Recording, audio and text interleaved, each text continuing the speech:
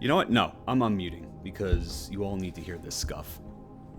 I don't know why, but I just have this compulsion that you all need to know that this is a brief look at what goes on behind the scenes. What little there is, you know. Okay. Wait, did I update the stream title? Yes, I did. Okay, cool. Haha, I remembered to do that. Go me.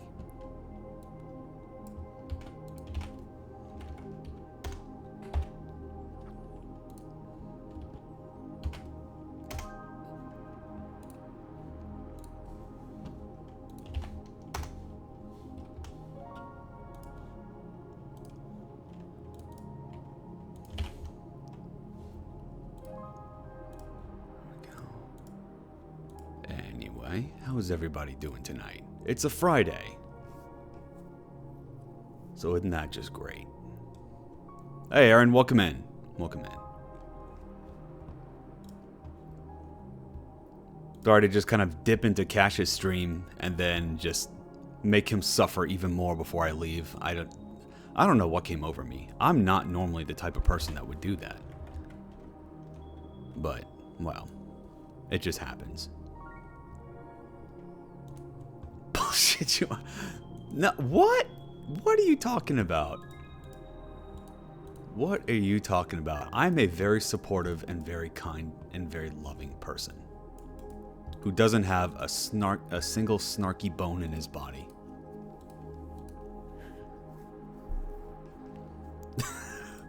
Well, at least you agreed with one part of that. All right. But yeah, how's everybody doing today? 'Tis a Friday, after all. And Fridays are days to be celebrated, right? Right?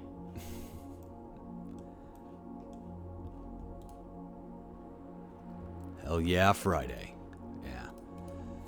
Well, I hope you get to enjoy your weekend because mine will be spent just glued to my computer screen as I get through these games. How many do I have left? Okay. Well, a respectable amount. It's going to take me a little while to get through these, but hey,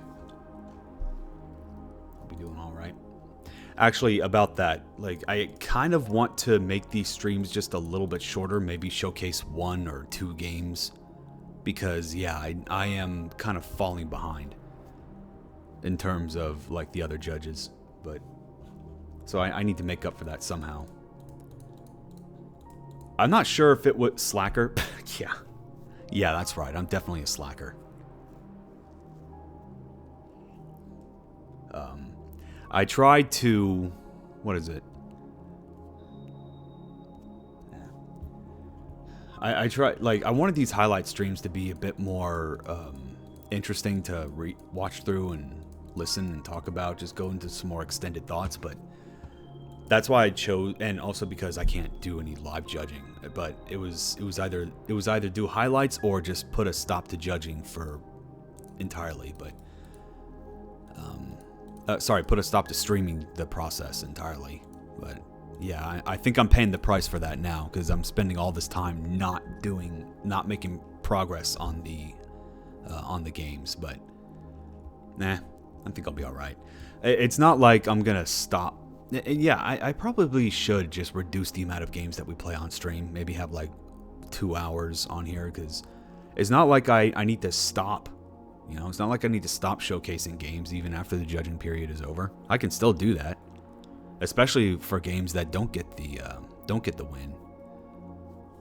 So, yeah. So that's probably what we're gonna be doing. So, even after the judges' highlights, because I was actually asked. Like yesterday about when we're gonna put Pitch Friday back on the menu, and I'm like, oh man, I'm not even thinking about that right now, to be honest. I just it's one of those things, like maybe I can do that on Wednesdays. Maybe I can keep doing judges highlights on Wednesdays. Yeah, that seems like it'd be a good idea. Also, there's plenty of other games that I haven't gotten to judge yet So, I mean, the ones that aren't even on my list that I wanted to check out. So, yeah. We'll see how they pass, if they pass the first round. But hey, you never know. Yeah, we'll just keep doing that. And then, shoot, I haven't even thought about my game. Ever since judging started, is like I've just completely shelved my game. I've completely shelved Orphans. And, yeah, I haven't even, like, normally I like to do some design work when I'm at work, when I have, like, some downtime. And then I can come home and then I could test out some ideas. Haven't even been able to do that recently. I've just been way too tired. But that's fine. I'm hoping by the time I actually get back into it, then I can just go like full steam ahead, because this has been great seeing what everybody else has been coming up with. We really should do this more often, but hey.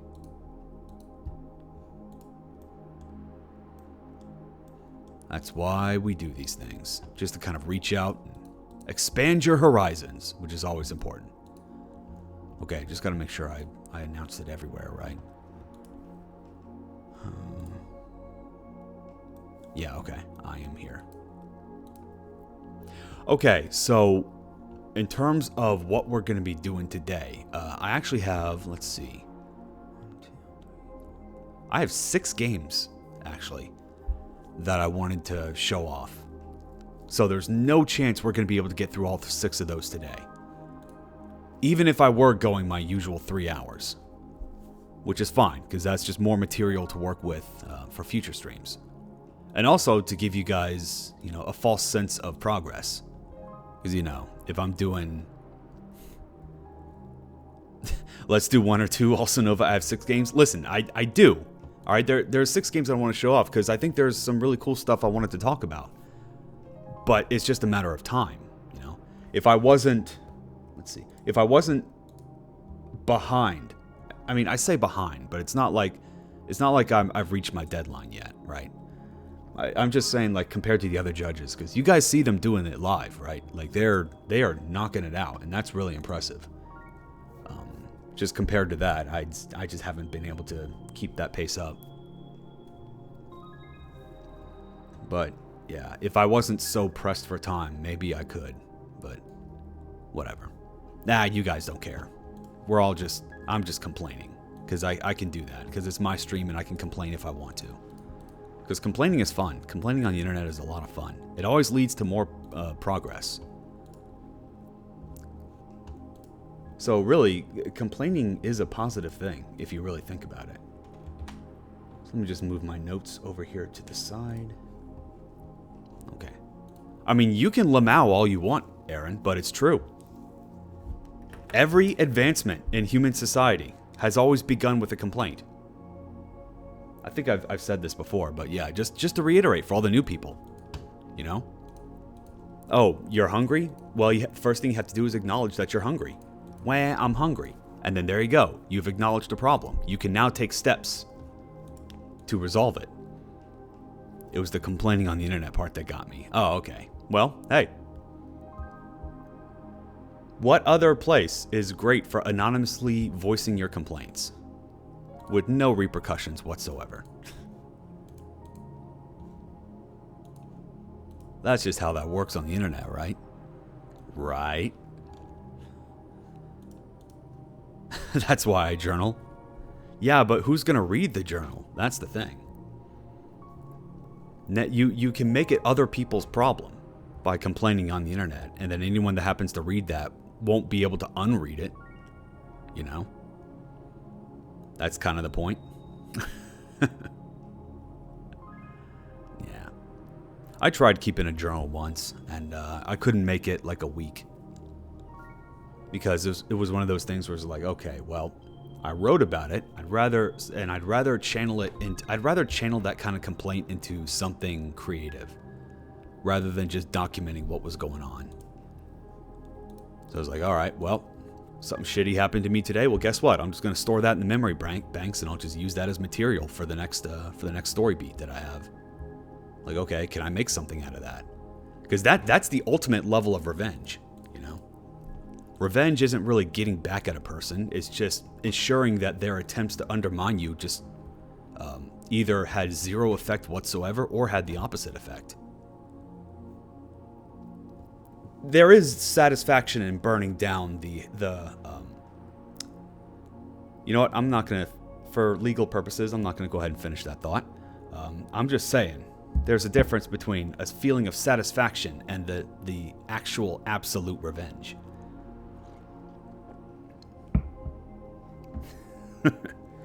Anywho, enough legally sketchy dialogue. Let us move on to the first game that we're actually going to play tonight.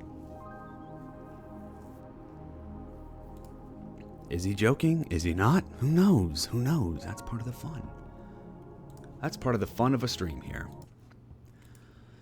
Okay, this one is actually going to be a pretty short game. And that's actually just fine. Because, listen, there are two types of game jam games, right? Ones that try to do a lot, that try to cover a lot of ground, something that try to do something meaningful. We played a few of those here. Some succeeded, some did not. And then there's the game that I'm about to play, which is, it knows what it's trying to do, and is like, okay, we're just gonna have some fun with it. Did you kill someone? Really, 10? That's your thought? I come up here, and I talk about complaining on the internet, and you immediately go, hey, did you kill somebody? How did we go from complaining on the internet to murder? Only 10. Only 10 would. Pitfall, lava, creeper, gun. Listen, you're asking a lot of questions here. All right. What are you supposed to be a cop or something? Huh?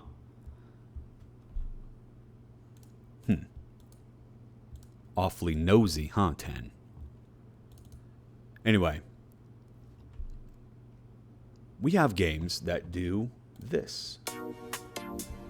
Oh, wait. Oh, this is a weird one. Okay. You are now entering the BIM lab. Okay, I guess this isn't going to work very well for regular capture, because every time I try to show this off, it is not okay. Hang on. Wait, where is this? Why is it not in the Explore.exe. Is this the one? That's not the one. Shit.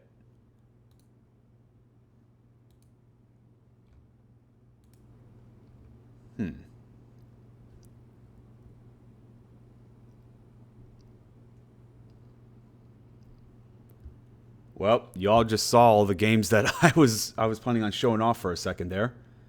All right, how do I do this? I've never tried to stream a Pixel Game Maker game before.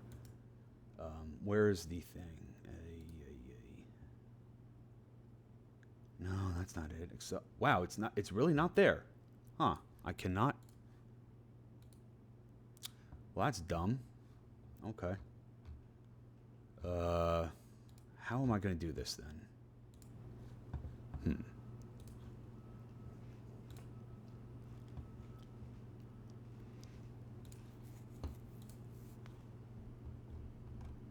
I guess. All right. I guess that'll work.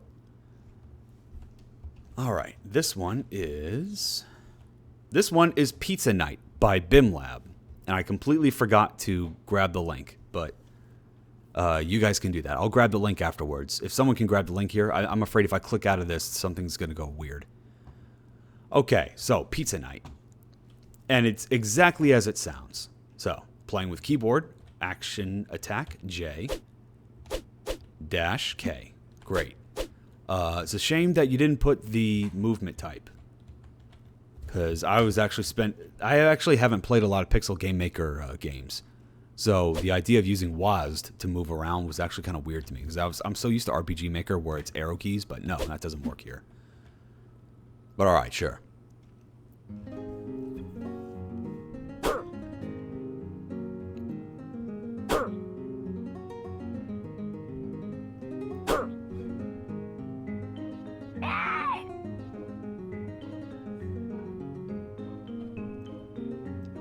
Get back to work, you useless oaf. I must practice to become a knight. Ha, you're way too dumb to become a knight. What I lack in smarts, I make up for in spirit. I quit. Tally ho.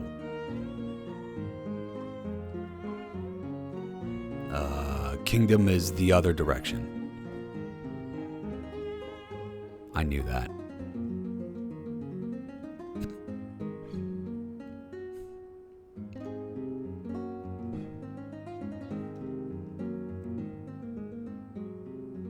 Help wanted. Delivery nights.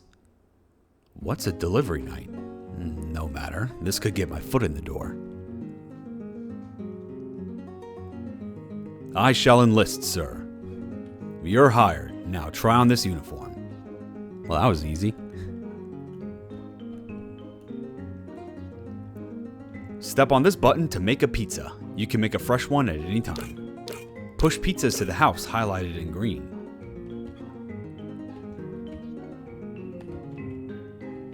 Customers are wary of bandits, so you have to do a special knock by pressing the button combo.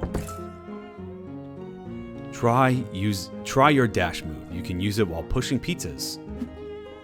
You're a natural. Let's go inside. I love the very pastel visuals. I do too, yeah. Baba Booey. Hey Ozzy, welcome in. How you doing? When do we start combat training? I've been practicing my whole life for this moment. Combat training? You realize you aren't actually a knight, right? Oh, I'm not? This place is called Pizza Night. It's a gimmick to get more customers. Children particularly love seeing a knight in shining armor delivering their pizza. So go out there and play your role. So I'm just a pizza delivery boy.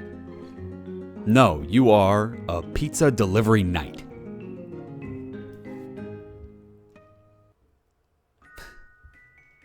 Thank you, sir, for ordering from the Pizza Night. There's something insincere about your aura. Are you a true knight? Of course I am. Once a knight, always a knight. Then I guess you wouldn't have a problem with this. What are you doing? I spawned monsters in the village with an appetite for pizza. Should be no problem for you, Pizza Knight. I would be weirded out if someone in knight armor showed up to deliver me a pizza. Well, Aaron, you know, if you ordered from somewhere called Pizza Night, I don't think you have any right to be surprised.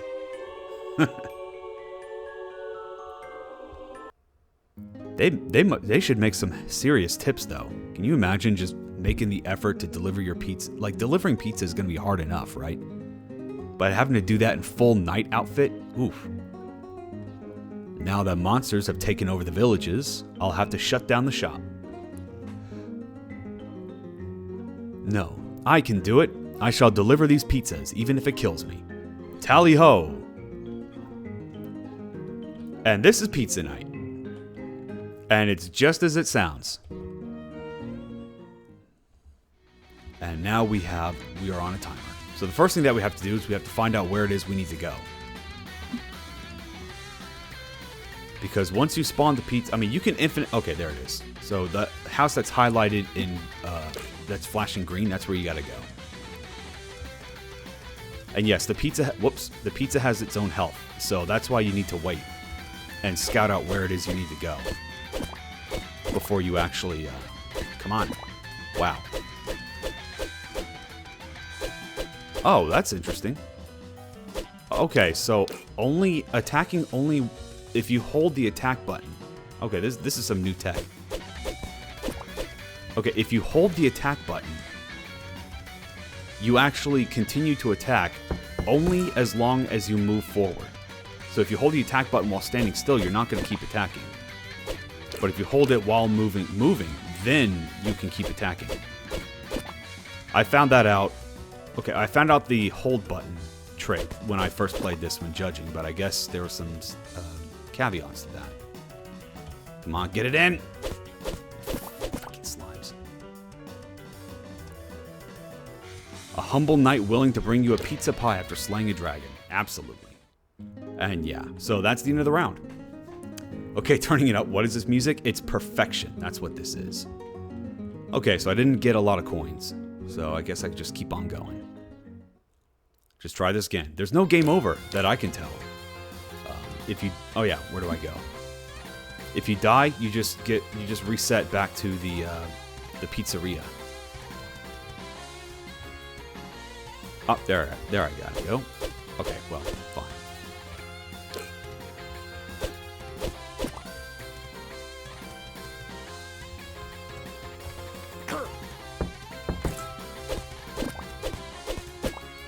Okay, there's the other way I gotta go.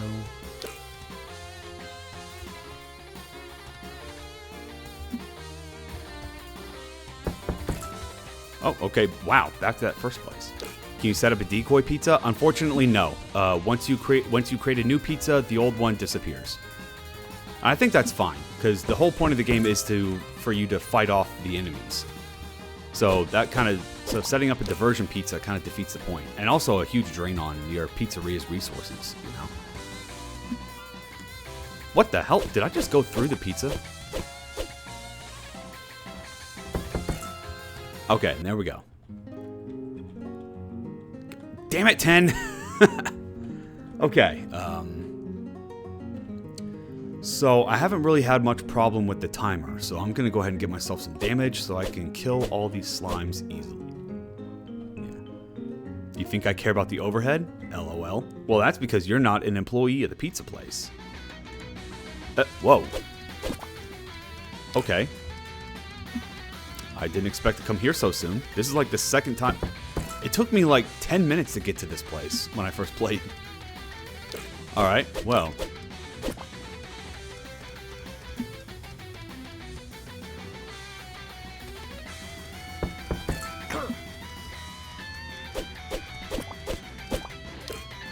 Wait, where do I go? Okay, well, I'll just give them a charity pizza. Yeah. Alright, here we go. No! Okay, these guys are tough.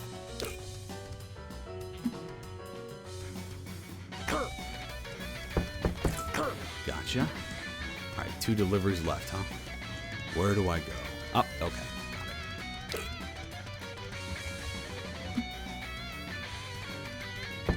Got it. No, I'm dead.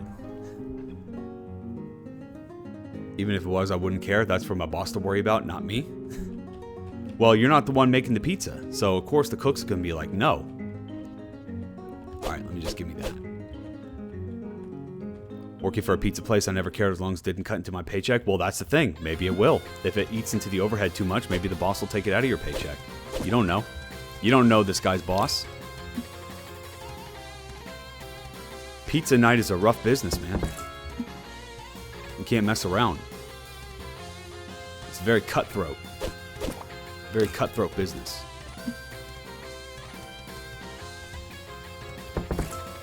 Oh, okay. Anyway, so I really like this because it was a nice breath of fresh air compared to all the other games that tried to be something deeper. And I'm like, you know what? Sometimes when you make a Game Jam game, sometimes you just want to have some fun. Just make something silly and then just go with it. Just get an idea out there and just go crazy. And I think Pizza Night does that just fine. And as a judge, I can definitely appreciate that. But everything is here that needs to be here. So it's not too complicated, very easy to pick up. Pretty simple progression. Okay, there we go. Yeah, simple progression system. There's the dash is useful, the attack is useful. It does, and you know, let's see, what is it? Yeah, there's just enough enemies to make it like pressuring, but not overwhelming. It's not too deep. It's not too shallow. And it's just an absurd concept. It's like, yeah, games like these, you don't need to go too crazy with them. Oh, and this is the final boss. Once again, it took me like almost 30 minutes to get to this point. Okay, so there's the wizard that I have to fight. But I have to basically do the pizza thing again. So I have to, whoops, fight off the enemies, but I can't attack the wizard. I can only move the pizza where it needs to be, and that does damage to the wizard. So, yeah. Where do I gotta go now? See, there's no time limit here.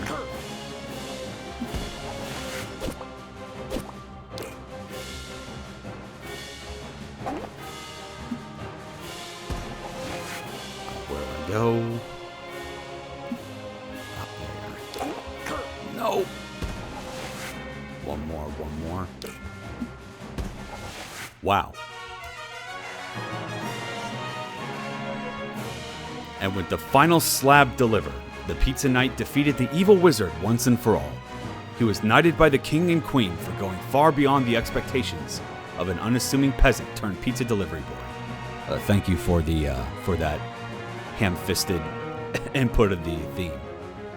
We shall forever remember him as the Pizza Knight. Okay, that was way quicker than I did. Wow.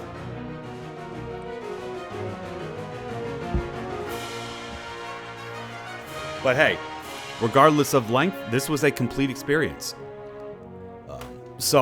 Oh yeah, and unfortunately, the Void is where we're going to be spending the rest of our time because there's nothing after this, sadly. So, thoughts on this? Simple and effective. Doing something simple very well can sometimes be better than trying to do something big, something different, and not quite nailing it. But as a judge, I definitely appreciate stuff like this. So games like these are built around a couple things. It's a basic mechanic, but the level design also really brings it forward. So by that, I mean the one problem that I would actually have with it... Talio, hey Patter, welcome in. How you doing? The one problem that I would actually have with this game right now, well, I guess other than the fact that I didn't need to use either of the other upgrades, would be I think there was some mistakes in the level design. I mean, not the level design itself, I think the level order. Because the second level was actually more condensed, and it was a lot easier to find where the houses were. It's almost as if that second level should have been the first level, because it's a lot easier to find where I need to go. The first level, I had to go around and search where I needed to go before I even grabbed the pizza, which is weird, because it feels like the opposite of progression. But failing that, I think the next thing that could have benefited with this game was an arrow pointing you where you needed to go. If not an exact arrow, then be like a suggestion, like, hey, go left, or go right, or go up. Something that would kind of help you like figure out where you need to go, without having to spend time on your shift looking for the house that you need to go to. Which kind of sucks, because I know it's not that much, and like I just showed you, it's not really impacting performance that much, but it does break the flow of the game just a little bit to have to go around and find out where you need to go before you actually come back and get the pizza. Definitely has some space for expansion. I also think some sort of progress bar to know when I'd move on to the next level, unless it's just every time. I think it's just every time. Every time you make the required number of deliveries, I think that just takes you on to the next level. Which is weird, because the very first time I played this game, I failed the first level like 5 or 6 times, either because I died or because I just kept running out of time. But now that I know exactly where to go, like, yeah, that was way quicker than the original one. But it's great. Bim is rebuilding this in Game Maker Studios, so I think he'll find all this stuff really useful. I hope so. But yeah. Alright, so... why Game Maker? Why not expand upon what's already here? I guess only Bim can answer that, but yeah, that is weird to learn. Like, what can Game Maker do that Pixel Maker NV can't? I've never touched this engine before, so I have no idea. So yeah, expanding on it, well, the obvious stuff would be, hey, I'd like to get a little bit more about I'd like to learn a little bit more about the Pizza Knight here, because if I have a weird a man that wants to be who dreams to be a knight and yet still continues with his pizza delivery job. That feels like a character I want to learn a little bit more about. Oh shit! Y'all didn't see that. Let's see. Pixel Game Maker has some quirks and is built on Coco's 2D, so struggles for FPS. Could have fooled me. I didn't notice anything. But I guess that's because the level design was pretty simplistic. And didn't Game Maker turn back on subscription thing? Oh crap! I hope not. I didn't know that it turned off for a little bit. But hey, I mean, ultimately, it's the dev's choice. You know, we all know. I mean, it's the dev's responsibility to look into these sorts of things, and I'm assuming BIM Lab did, and decided to go with Game Maker anyway. So, you know, it is what it is.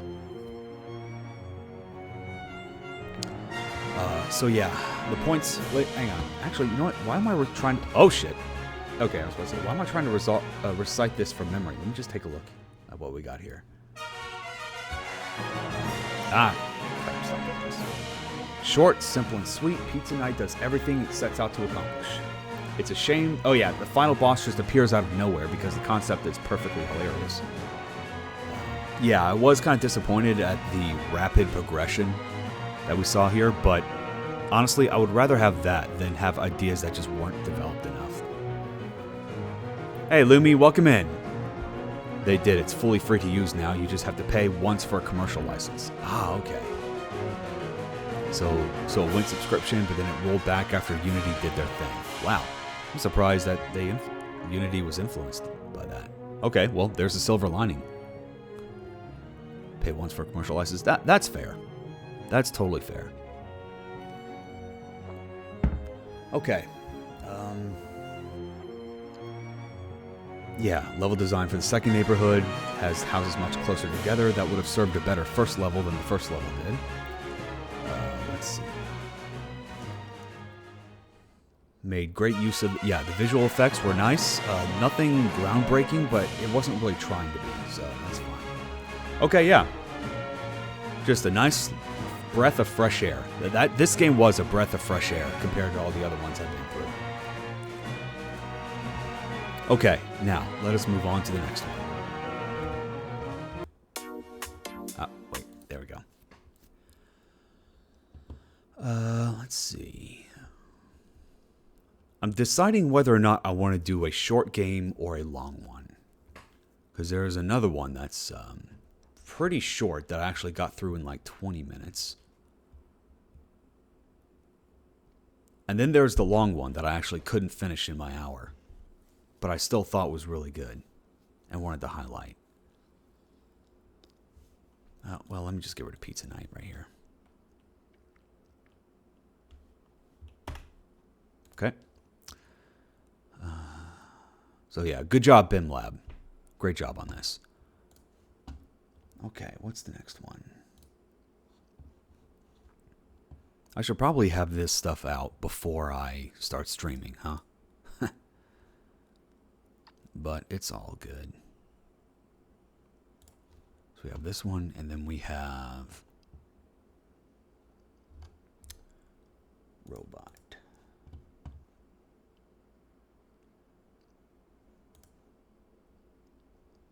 Excuse me a sec. I'm looking for the... Yeah, I'm looking for the pages so that you guys can see it. Okay, here's another one. We're going to go with this one. So, it's all... You know what I really like to see? When games take inspirations from different genres of games. Right? So, it's one thing... Like, there's nothing wrong with making an RPG and then taking influence from other RPGs. Right?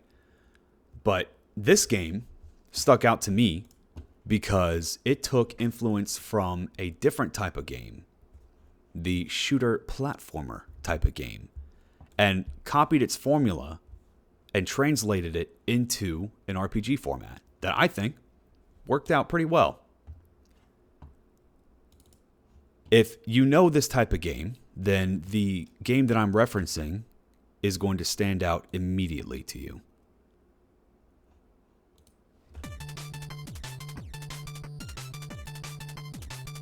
Project Robot.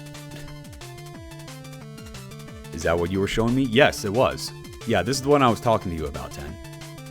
I was like, yeah, I think 10 might like this, because, you know, you're kind of big on Mega Man Classic. Okay, so this is Project Robot, which is...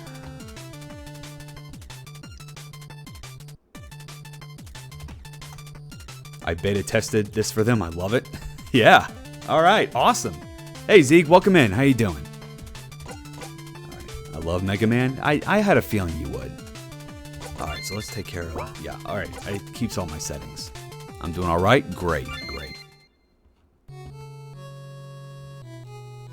Doctor, your afternoon coffee is ready. Doctor. Dr. Ingran, the world's most renowned robotics researcher with 3 whole Nobel Prizes. Your coffee is ready. Shucks, I was sure that'd work.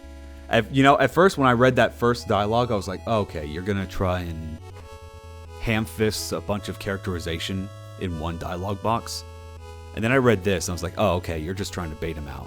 That's actually pretty clever. A clever way to both convey some character background and a character background for the person that you're talking to and the person talking right now. You programmed the robot to say that. Maybe. QAT, whereabouts of Dr. Ingran. Alright, processing. Location data for Dr. Ingran not found. Dr. Ingran was last seen at Ingran Labs an hour ago. That's where we are. QAT, gather security camera footage from an hour ago. Gotcha, one moment. Security footage is corrupted between 170 minutes and 59 minutes from now. I suspect a security breach. Oh, lucky me, right when I was at my charging station. Wait, what about our security bots? Metrics indicate the security sector was deactivated by a super user. Anonymous voicemail from Dr. Ingran. The doctor is ours now. We'll finally be the ones to set the rules in this game. Don't try to stop us. The entire facility is empty then.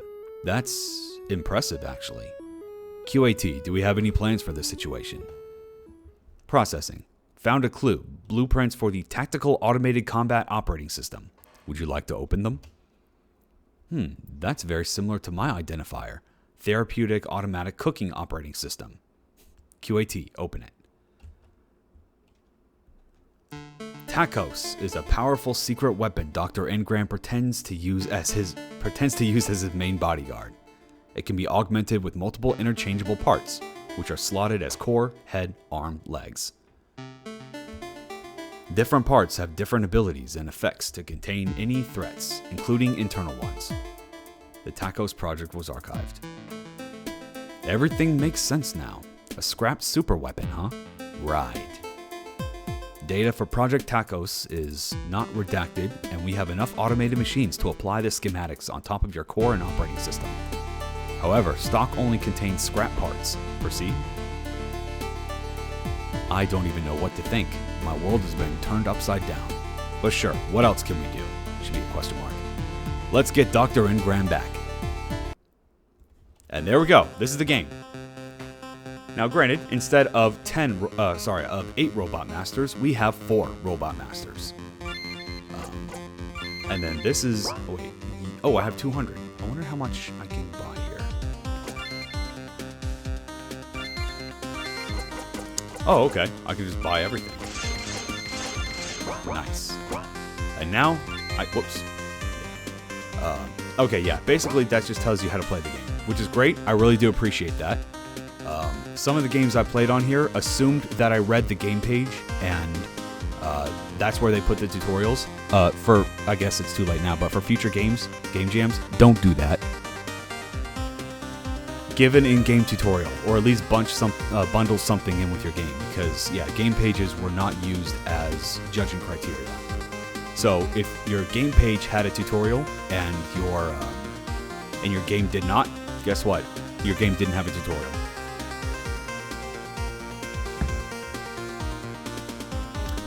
Hey, BB Gamba. Hey, Nova. Sadly, I'm just passing by on my way to bed. Hey, no problem. You gotta take care of yourself first. Yeah. Thank you so much for dropping by anyway, though. I really appreciate it. You stream late for my hour? Yeah, sorry.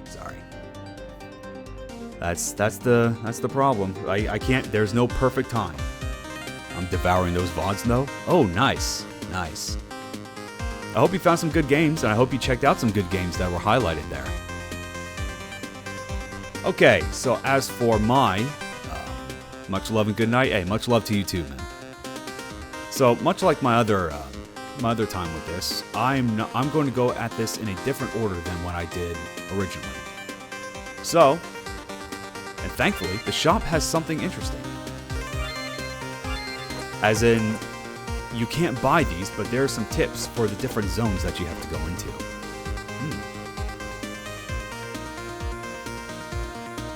Now, wow, now I have a bot coming in saying, hey, here's some cheap viewers.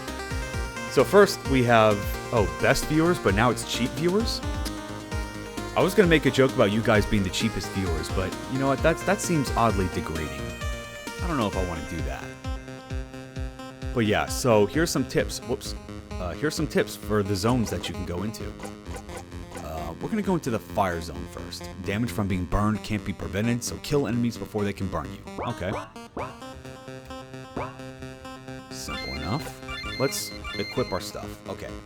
So yeah, I like how even starter equipment can still be useful. Because they give you functions. They're not just placeholders. I definitely appreciate that. I'm cheap? Yeah, I know. If below 6 HP, deal 50% extra damage. Or 20% chance to dodge attacks. So considering this only has an effect when I'm at a lower HP threshold, I'm going to go ahead and do that. At turn start, remove detrimental status effects like burned, soaked, and frozen. That is a really strong skill. That's a really strong skill to give to me at the outset. Hey, Nate Plays. Welcome in. Some blessed composer from Open Game Art. Oh, really? I take it you're the dev? Oh, no? Huh.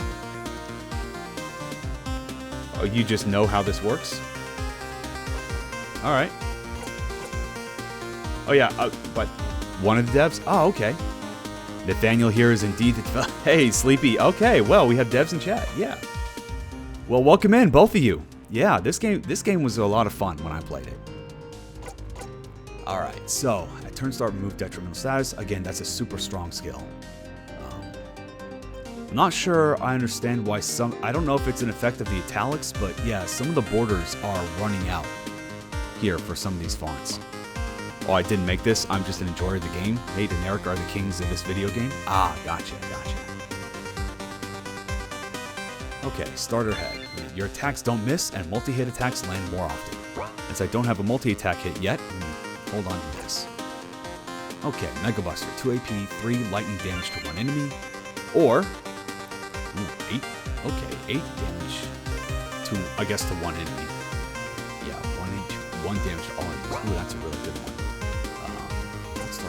Gain 3 block. Block reduces damage to 1 and decays by 2 at turn end. Damage to one enemy. Gain 30% dodge to 1 turn. Okay, yeah, I don't know if I don't want to do that. Or do I? Maybe I can use Swift Rush for a little bit and then switch over to... Nah.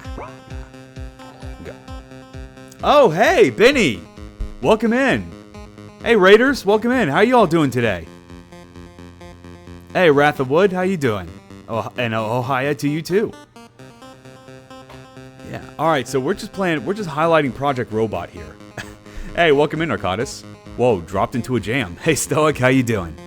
Yeah, raiding party to the Palisades. Yeah, how's everybody doing? What are y'all pointing at me for? What did I do? What did I do this time? I mean, what did I do? Not this time. Don't want to give the impression that I normally am up to some shenanigans. Anyway, so, we're going to keep up with this. I'm just pointing.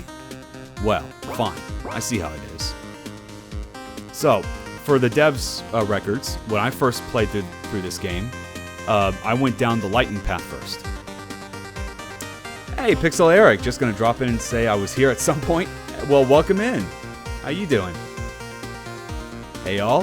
Hey, everybody. Oh, it's good to have everybody here. So, yeah, we just got done playing our first game, highlighting our first game, which was Pizza Night. Very quick and very enjoyable game. But now we moved on to the next one, Project Robot, which, in my opinion, I think does a great job of translating a formula from a different game into a turn-based RPG format. And I actually have in my notes here, it's like, listen, I played Mega Man X Command Mission when I was younger, alright? So I know what happens when Capcom actually tries to make a, tries to like take their own IP and then translate it to a different format. Now granted, that's Mega Man X, but still the same general idea. And I don't want to give too many comparisons, but I think this game actually successfully makes that transition. Command Mission mentioned, 10 out of 10. I spent way more time on that game than I really should have. I don't know why. I just really enjoyed that. Really nice battle system in this game. Yep, I agree. Yo, Pizza Night is Bim Lab's game. He's a good homie. And Pizza Night is a good game. Yeah. Okay, so let's do fire first. So yeah, naturally when you go about your levels, you can't actually do a platformer. Well, you can, but in this kind of format, it doesn't really work out very well. So I appreciate the board game-esque approach to this. We don't need to buy anything. So it's like, okay, let's go look ahead. Alright, so I know these are fixed, and I'm fairly certain. I don't think the game ever, like, fully exploded. Can you make the game volume a little bit lower? It's louder than your voice sometimes? Oh, crap. Huh. Well, I can't do that now, but hang on, let me... There we go. How about that? Is that better? Yeah. It was a pixel... Whoops. Didn't mean to do that. Alright, sure. Okay, so battles. So, you have your basic HP and MP, but skills are... Well, okay, yeah, they're based on... No, they weren't based on cooldowns. I'm sorry. I was confused now with a different game. Okay. So, wait, do nothing, and recharge 2 AP at every turn start. Which is a very confusing game message to me, because it's like, wait, so... You recharge 2 HP. Does this mean I'm going to recharge 2 AP on top of the normal 2 AP? Or are you trying to tell me that 2 AP, I get 2 AP every turn start and waiting does literally nothing? Or this could be a reminder that, hey, you don't have to worry about gaining AP now. But, I don't know. Yeah, I think the latter. Well, that's the... I mean, I know what the answer is, but I'm just trying to walk you through my thought process when I was reading all this stuff for the first time. But yeah. So, Mega Buster. 3 lightning damage to one enemy. Yeah. Firm stance, gain 3 block. Well, 3 damage to one enemy. That's... You're almost going to finish them off. So, might as well. Boom. Oh, there we go. Okay. So, as I was going to say, the chest here. I believe... This is a unique item that you can't get anywhere else because I came across a couple of these in my playthrough and I couldn't find them anywhere else, so I'm going to make my way down there. Okay.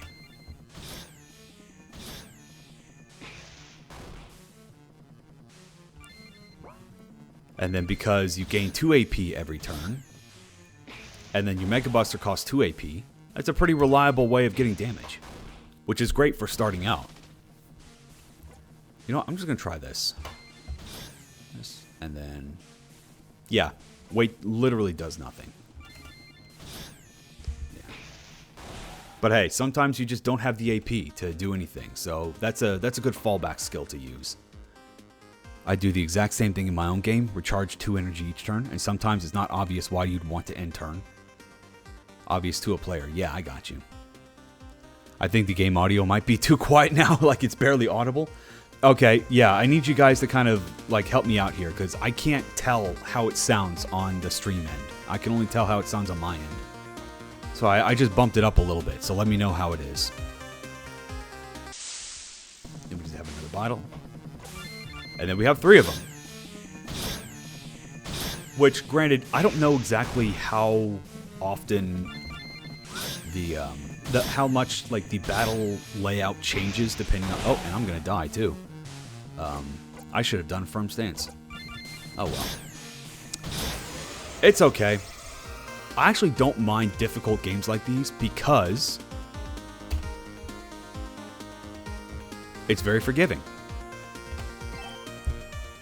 So, as a player, right? I appreciate a tough challenge, right? I'm a SMT fan, right? I'm a Dark Souls fan. I know a thing or two about challenge.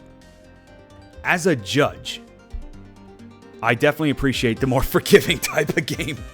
Especially when I'm trying to see everything that you're trying to do in your game, and if I can't do that because of overly punishing gameplay, yeah, that's going to be rough. Do you retain any progress when you die? Yes, you do. Look at all the cash. I had 0 cash when I started off, but now I have 300. So yeah, it's perfectly forgiving. To me, it is obvious. If you have another ability that costs more, chat's going off. If you have another ability more than your starting action points, it might be worthwhile waiting a turn. Yep. Challenging and forgiving does not need to be mutually exclusive. Good on the game. You're right, it doesn't. I understand and respect if devs do want to go for punishment, but as a judge, I definitely appreciate the more forgiving layout. Okay, so shop, I believe. Oh, hello. Oh, you just get this stuff now. That doesn't seem right.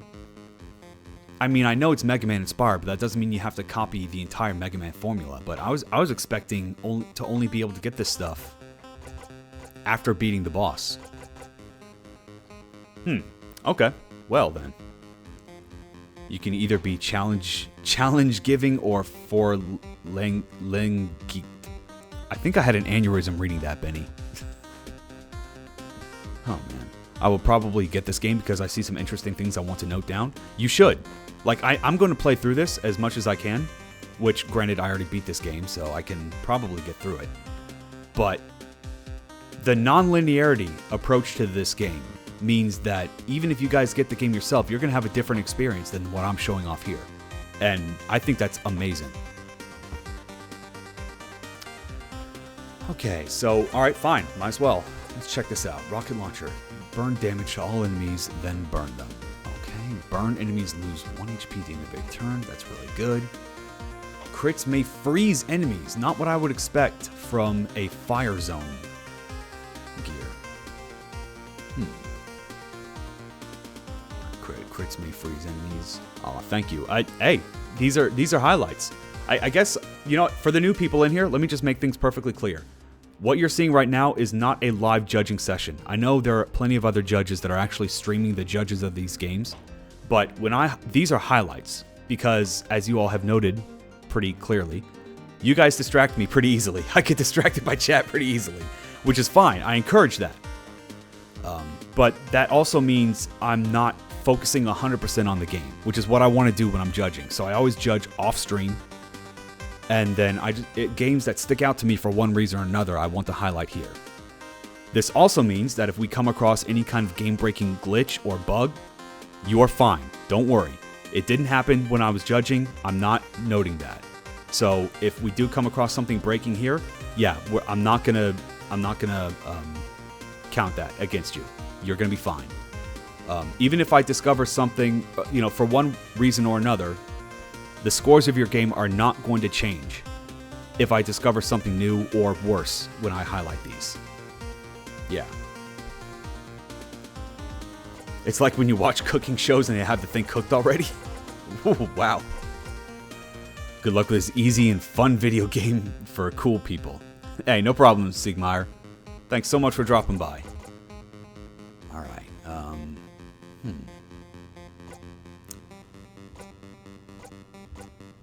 So high crits may freeze enemies, attacks freeze any soaked enemies. I do like the idea of games like these telling me about status ailments without actually forcing it down my throat. Right? It's like, hey, okay, now I know that there's a freeze and a soak mechanic. Okay, I just have to go find some more parts that let me do something with that. Okay, fire zone +1 fire damage. Everyone loses 2 HP from burn. I think I'm just actually, you know what? I think I'm good right now. The only time he will change his score if he fights out your Sword Art Online fan. Ooh, ooh. Okay, well, all right, we're gonna make it personal.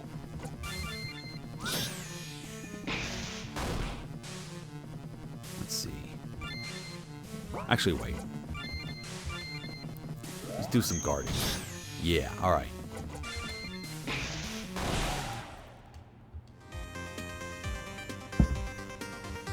So let's see if I can make it through. Whoops. Ah! Didn't mean to do that.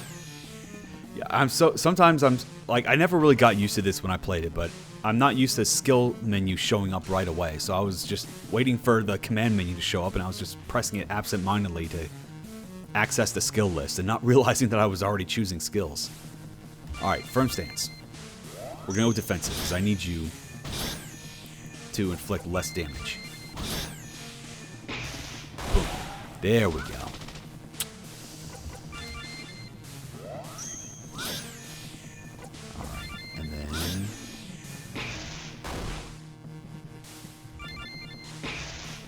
There we go. Okay, last time. Let's see if this works.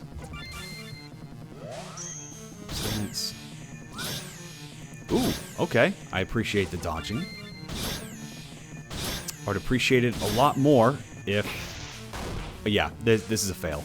This is going to be a fail. Ooh, that was a multi-hit attack. Okay. Alright, fair enough, fair enough. Your attacks won't miss. Multi-hit attack. I don't have any multi-hit attacks. I could use...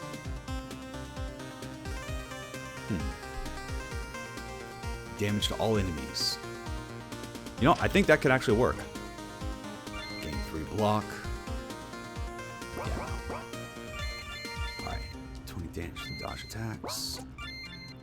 The attacks don't miss. Yeah, I don't have to worry about that. Alright, let's see if I can do AoE attacks.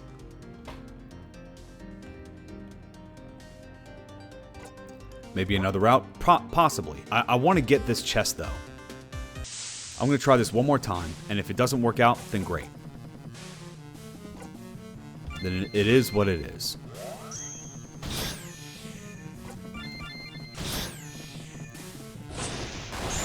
Yeah.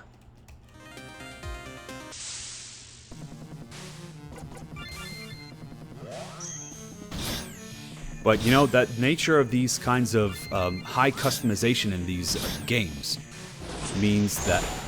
Oh, yeah. Oh, wow. Yeah, that's not... I thought that was going to be AoE for some reason. Alright, yeah, that was not great. That was my bad. But that's okay. But yeah, the nature of the customization is that sometimes you can just hit your head against the wall over and over and over again.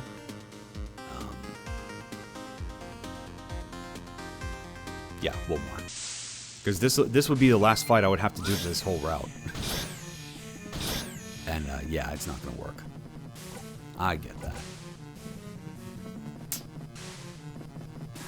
Yeah, that wouldn't have done it. I could have killed them all in one shot, but yeah. Clearly that was not the way to go. Alright, and then...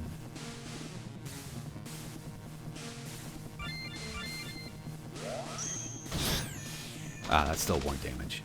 Oh, wow. Kind of impressed that worked. Yeah, death. Okay, we're going to try a different route now.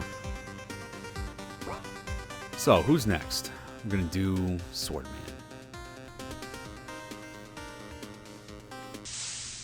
Or, I call it Swordman because, like, you know, come on, it's Swordman.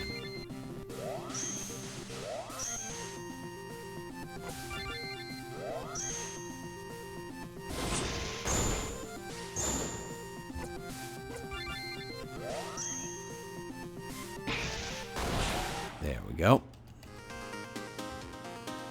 We don't need the shop.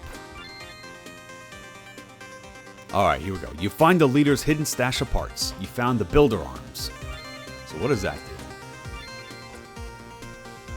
Okay, 4 damage to one enemy with +1 damage for each block you have. Huh. Okay, that's really strong. It's going to take some time to charge up. But hey, I have 3 block. So I can use Firm Stance and then Smackdown. Okay, we'll go with that. And see what that does to change my strategy. Firm Stance. So an off-tank build. Possibly, yeah. I also appreciate how all the parts change the color of my character. That was another detail that you really didn't have to put in, but you did, and I appreciate it. Alright. That was not the damage output I was expecting. That was 4 strength damage to one enemy. Well, alrighty then. I'm sorry, this wasn't the shield. I didn't jump in the shield level, did I? That calc looks wrong. Whoops. Yeah, that's definitely not right. 5 minus 2 is not 1. No, it is not. Well, this fight is going to take a long time then. But yeah, seeing as that's my only offensive option.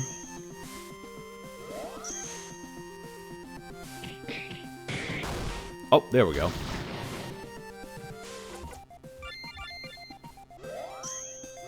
I'm so sorry.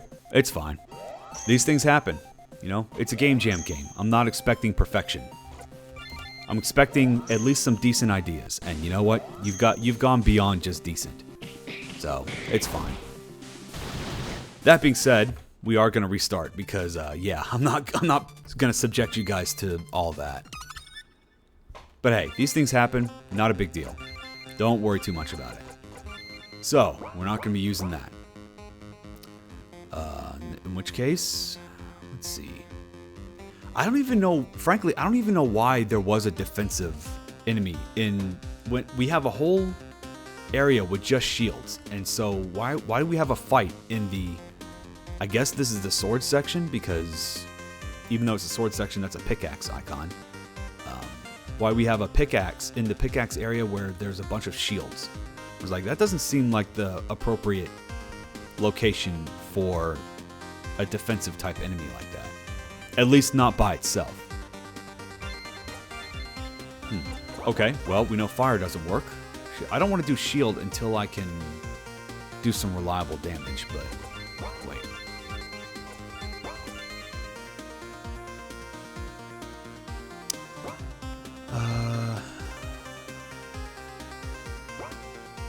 Yeah, let's do that. Let's go this way, just because. All right. Through here. All right. Stance. Rising block. Oh boy.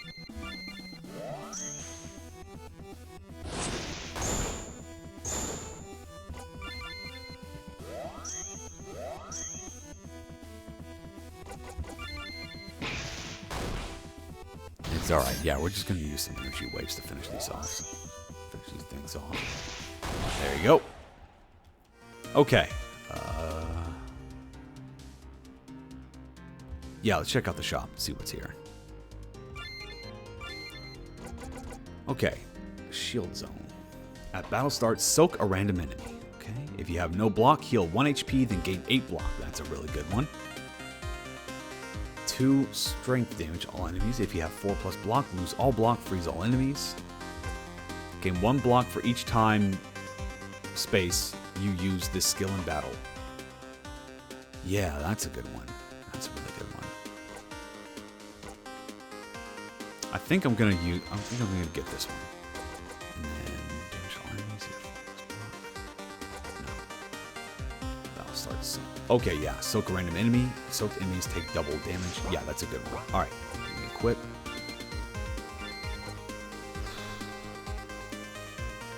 Yeah, we're gonna go with that one. I kind of wish the stat changes were shown here as well. Especially when you accidentally reduce your max HP over your regular HP. So like if I had if I equip something that brought me down to 10 HP, I'd lose 5 health. I don't know if I'm going to get that back if I switch to a different piece of gear. Okay, yeah, let's try that. Who knows? Let's see how this works out. All right, so you're soaked.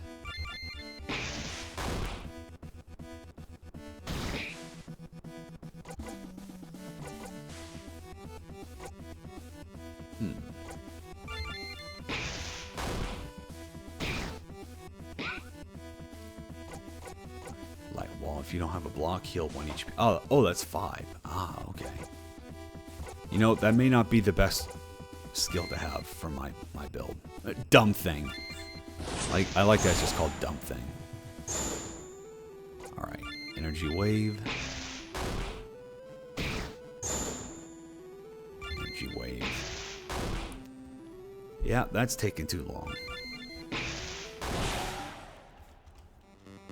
But hey, that just means we get another item. Drill arms. Ah, here we go. Here's the multi-hit attack. This is what I wanted to see more of. Okay. 2 strength damage to one enemy and hits 1 to 4 times. And unfortunately, this is where balancing kind of comes into play. Because when I played through this game, I noticed that multi-hit attacks, combined with the shop head, melts everything. So in the interest of trying out different stuff, I may try to use a different skill, a different equip loadout. But yeah, just so you know, like, strong skills are fine, but when a skill is so strong, it actively discourages the use of other skills.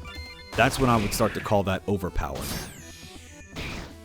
And be like, yeah, that needs to be changed.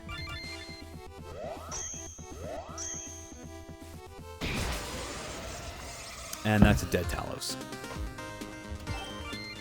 Tacos, excuse me. Alright. Oh yeah, I don't need this, actually. So I can grab the... Not that. If you have no block, heal HP. Yeah, I don't need that. Your attacks don't miss. Multi-attacks light more often. Don't want that. 20% chance to dodge attacks. Gain 30% dodge for 2 turns. Does this stack? Does that mean I have 50% dodge for 2 turns? Let's try it.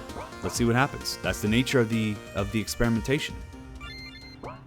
If I have this dodge tank build, maybe I can survive the other route.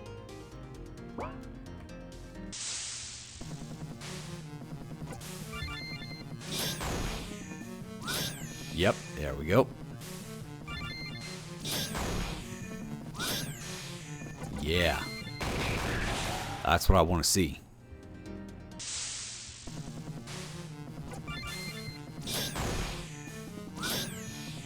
Yes. Alright. We're gaming now. No, we're not. We're not gaming.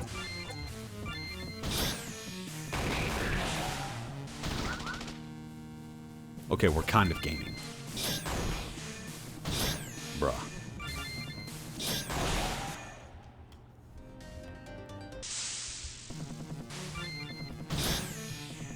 Whoops. I did it again. Crap. Alright. Well, let's just kill one. There we are.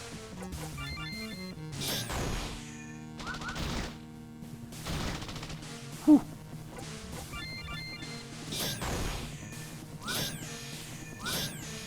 Nice.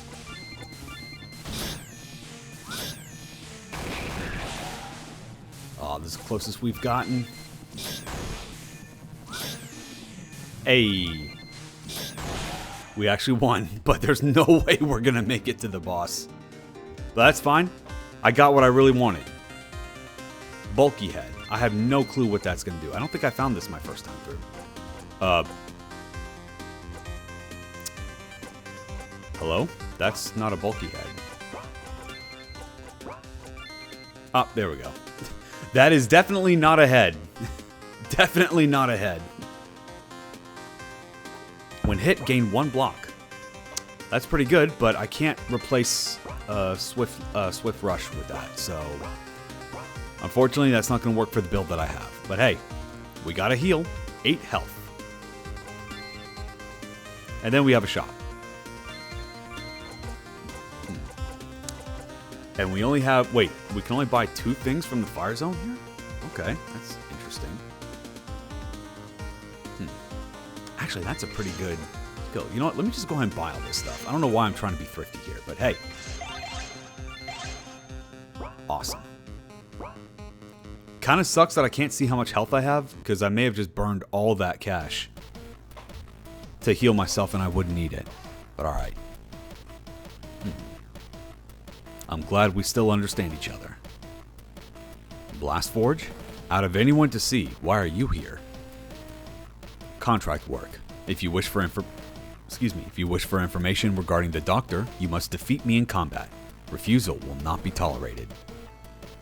Very well, old friend. Okay, one last chance to look at all my stuff. Yeah, no. +1 fire damage, that's passive. Does that mean that all my attacks are going to have +1 fire damage?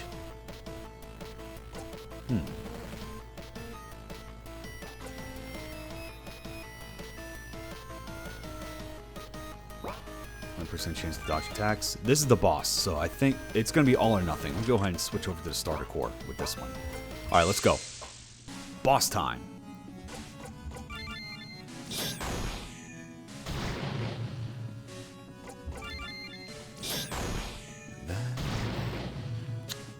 See, that dodge is really helping me out. But that's fine. Get wrecked. And then death. Cool. Well done. You have earned the right to this info. The Doctor is currently being held on site. No indication as to exact location. So the Doctor is still here? Fantastic. Thank you, old friend. Goodbye, friend. Okay, that's one down. I appreciate the full heal. Now, let's go by. See if there's anything else that we need to get. Yeah, see, now I can get the fire zone stuff. I didn't think I could get that my first time until I beat the boss. But I guess you can only buy their stuff in the area that they were in. And then after you beat them, then they become available in the hub shop. Alright, I am curious about this one. +1 fire damage. I wonder if that stacks with what I have already. Let's try this one.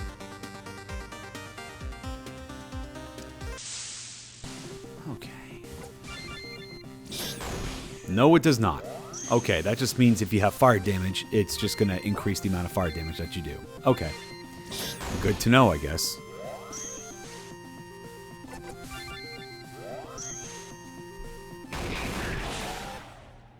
Yeah.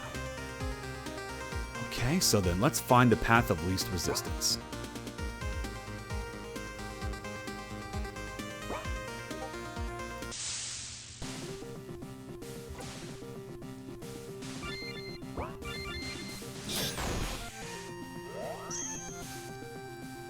Yeah, this is going to be a weird one.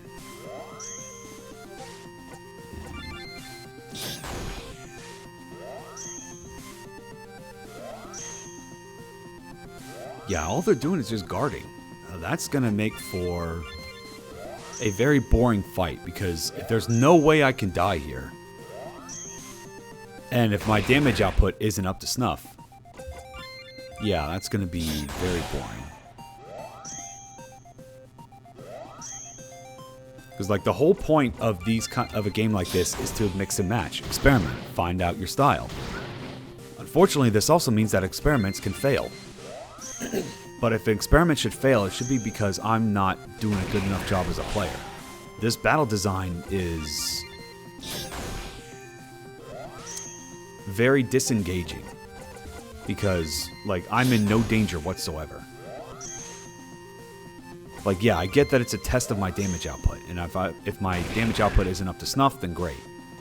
But this is what I'm doing. I'm just waiting for the AP to charge. Also, what? Why do I not see a fight at the end of that boss? I'm pretty sure I haven't beaten this boss yet. Okay, that was weird. Was this always here? Man, I guess I really don't know this place.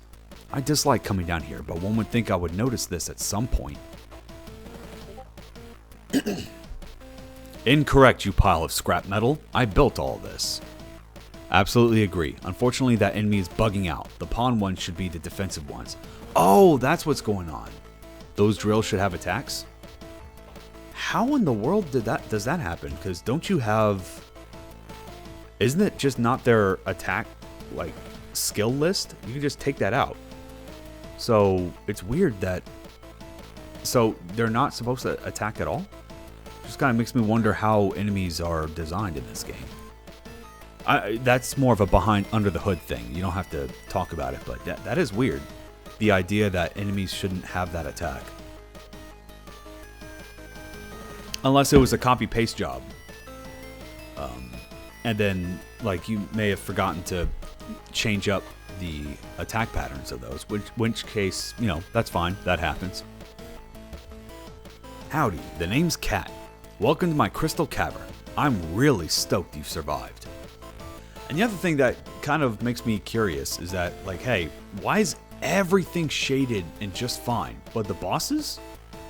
Like, the bosses in battle look just fine, but during dialogue, how come these are not shaded? It just seems kind of odd to me. Was that just another time restriction, or what? Interesting. You don't appear on any Engram Industry files. State your allegiance. Well, duh, forehead. That's because we're not part of your silly clubhouse. I'm a former industrial miner, now a bad bot for hire. Ran out of time? Gotcha. Yeah, it happens. You must be involved in the kidnapping of the doctor. Stand by for battle. Ooh, I like when they play hard to get. Bring it. I'm going to break you in two. Alright, let me just take a quick look. Okay, so that is not a good core to use. Yeah, we're going to go with that one.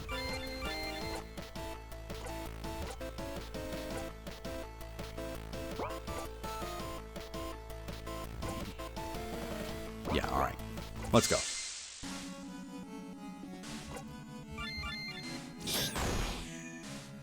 But hey, at least the battlers look just fine, so. Okay, and then the roll rush. There we go. You know what? Nah. I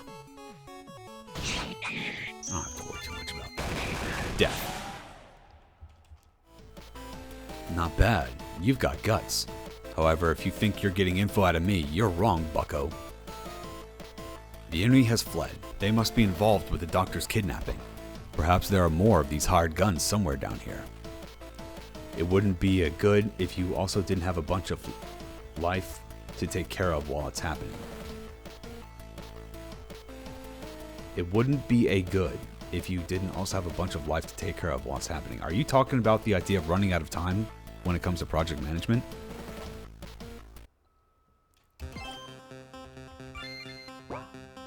Okay, let's take a jam. Oh, okay.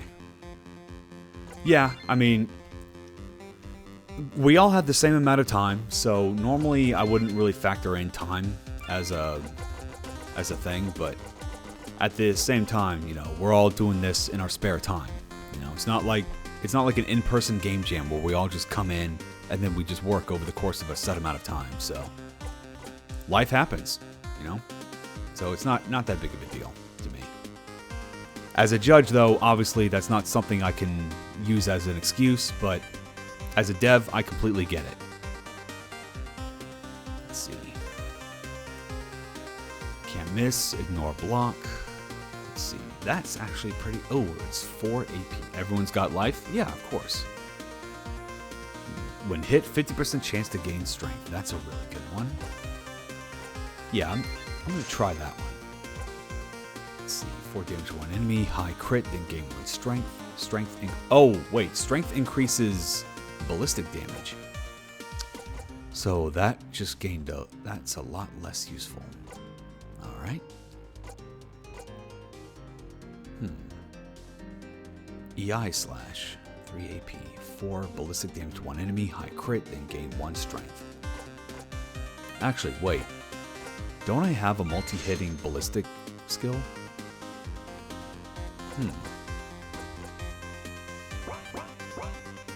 Honestly, I think we devs would still push and ran out of time regardless of free time. I know. That's, but the thing is, the amount of free time some devs have is just not, it's not all there. I was looking at the Game Jam games that were being submitted right before the deadline. I think the last one that came in, obviously before the deadline, because there were plenty that tried to get in after the deadline, but before the deadline, the last one that came in was like 11 seconds till the deadline. Like, some devs just push it right up to the literal last second. Yeah. The weekend the jam started, my roommate gave notice and I was effing around finding a new roomie for a bit. Yeah. Yeah, and that can happen. So there's no shame in having to deal with life. Okay, shop head. Now I just gotta remember which ones I did. Attacks don't miss. Alright, yeah. Attacks don't miss. Ignore block. When hit, 50% chance to gain strength. Yeah, I kinda like that. Yeah, that's the one. That's the one I wanted to do.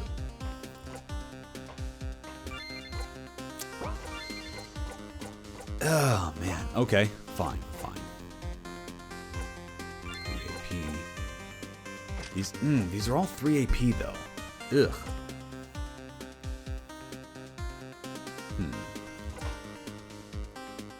AP 1, damage to one enemy. Let's see if these stack. I want to see how well these stack.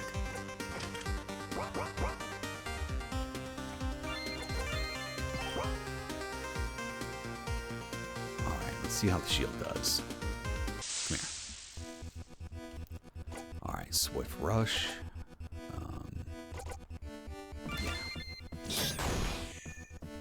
Yeah, that's Rising Block. And then we have...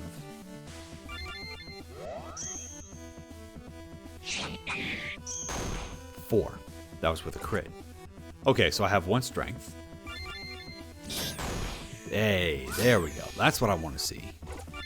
Oh, I can just... Ooh, okay, I can alternate there. Okay.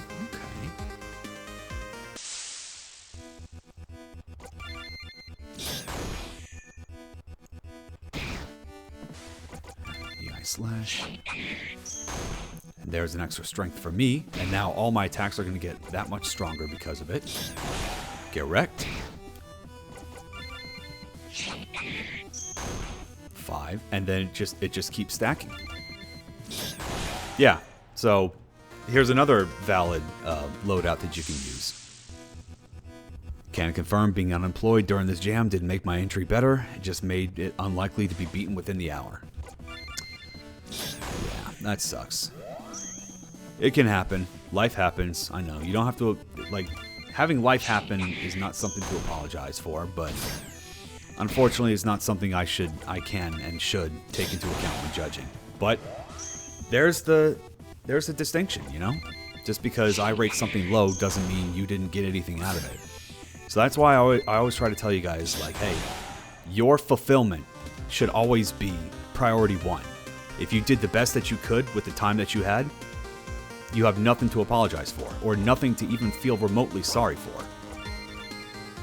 Yeah, so that's great. Okay, I don't think I need... Okay, so I used EI slash and then Swift Rush. Okay, yeah, that's what I want. Okay, so in that case, I don't have a multi-hitting skill, so I can swap this out. Oh yeah, there we go. There we go. Soak random enemy. 20% damage to dodge attacks. I don't need that. Okay, yeah. I just like being part of something. I know my stuff is mid. Don't think of it that way. Don't think of it as mid. You know, like don't think of it as. Don't put boundaries on yourself. You know, because again, our games, every game that we make is a product of where we were at the time. And what is it? And again, that's nothing worth apologizing for or thinking or putting restrictions on yourself for. You're not bad. Every game is a learning experience. Sometimes it doesn't work out. And you know, with games like these that try to be experimental, sometimes experiments fail. That's perfectly fine. So I don't think of it in terms of good, mid, bad. Just think of it as like, hey, here's what I got out of it. Here's what I learned. So yeah, you are fine. I certainly learned from this one. Then this game could be a steaming pile of crap, which is not, by the way. And that makes it all worth it. If you learn from this, all worth it. Yeah. Okay, hang on. Lochrayland said something. Last week was challenging for me with Easter and work. Still, it's always a great experience to try and time manage a game within jam period. Glad I at least got my entry and to share what I got done. Yeah, that's great. If you're proud of what you did, then it doesn't matter. Like, in a way, it doesn't really matter what the feedback is. Because if you did the best that you could, you should feel nothing but pride. Because the devs, like, and this includes me as well. This includes even if I give your game a low score, right? Because I can only judge and talk about the game that's right in front of me, you know?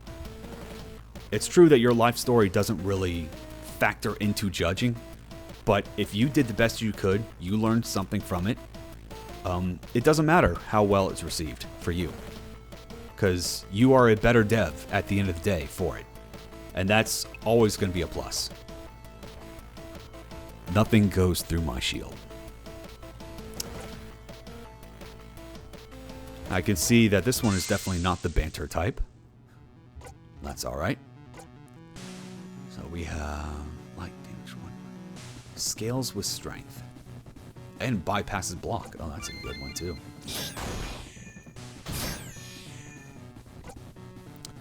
Okay, got 1 strength. That's 2 strength.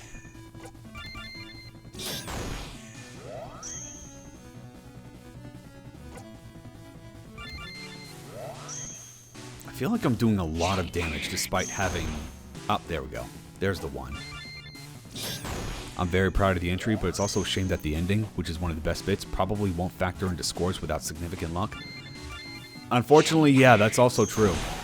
Like, again, judges can only talk about, like, they only play up to an hour of a game. Right? And also, you are now seeing why I don't judge games on stream. My first time, I beat this game within 30 minutes. And then here, it's almost 50 minutes. And I'm only like 3/4 of the way done.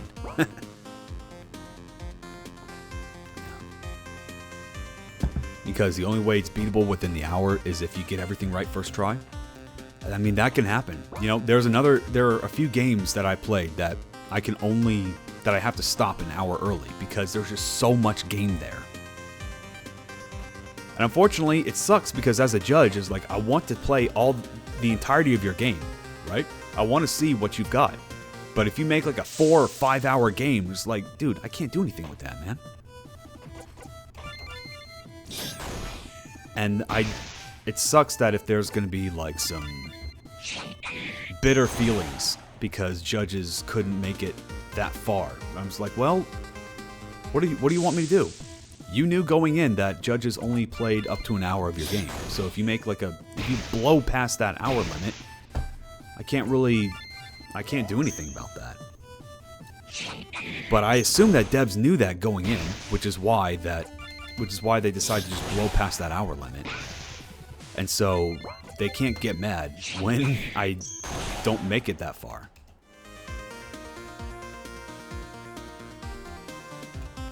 So again, that's why it's important for devs to feel proud of what they do, regardless of how it turned out, or regardless of the judge's feedback to it. Because if you got something out of it, that's all that really matters at the end of the day.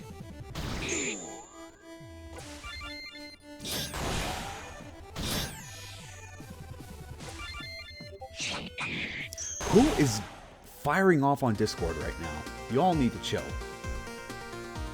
Hang on. Turning on streamer mode so y'all don't distract me.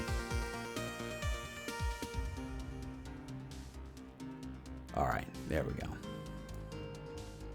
Been lurking. This game looks so good. It is. It is very good. I thought that was my Discord. Yeah, yeah. All right. I had people say they took 15 minutes to play my game, and I took 30. Wow, that's first. That is a first. You don't see that too often. Normally, it's the other way around. Yeah, devs are normally very poor judges of how long their game lasts. Like my last game, Prayer of the Faithless, is out on... I anticipated that to be about 10 plus hours. And when I was testing it, it was like, yeah, everything I do is like 10 plus hours. And then I have people come in with like 16 hours. One reviewer on Steam gave it, had like 30 hours on their record. And then our very own Benny had like 60 hours on the record. I was like, dude, how? But yeah, that's that. I usually take my playtime and multiply it by 2, so I was scared of this one. Huh. Yeah. But the thing is, like, it really depends on what players want to do, right? A game like this has a lot of customization options. So if a player wants to just like stay there, like repeat a couple of boards, and just try out different loadouts, then yeah, that's going to contribute to their playtime. There are other games that are extremely linear, you know, like a visual. There's been more than one visual novel. Like, there's only one way you can play that, unless you're a super slow reader. Benny just went to sleep and left the game on? No, actually, Benny actually played the game twice because he ran out of resources and needed to start over again. Hello, Apam. Greetings, Butler Man. I wish to do battle with you so that I may power cycle. Prepare yourself at once. Yeah, is it not obvious that the artist ran out of time? Because look, nice shading right here, and nice shading right here, and literally nowhere else. It's like, yeah, this is obviously incomplete. But you know what? Now I remember why I don't like coming down here. This. Very well. Battle we shall. You know what? It's important in the right place, and that's what matters. Artistic design choice? I'm sure. First draft, ship it. Hey, that's what works. You know, I'm not expecting super polish for these Game Jam games. Is it appreciated? Of course it is. But hey, it was on the judging criteria. Minor bugs are expected and will not be penalized. Granted, a little incomplete visual is not really a minor bug, but hey, that was generally what I expected. It was like, hey, minor issues like that. It was like, yeah. I didn't want to chime in too much given this is our entry. However, yes, that is very true. I didn't have enough time to finish the bus start. That's fine. You got your life to do. And hey, like, so I know the other judges have their own rules, and that's fine. But because these are highlights, I'm not doing actual judges. I welcome and actually encourage devs to come in and just talk about, you know, their time and what they were going through when they were working on this. So yeah, no, you can chime in all you want. I welcome it.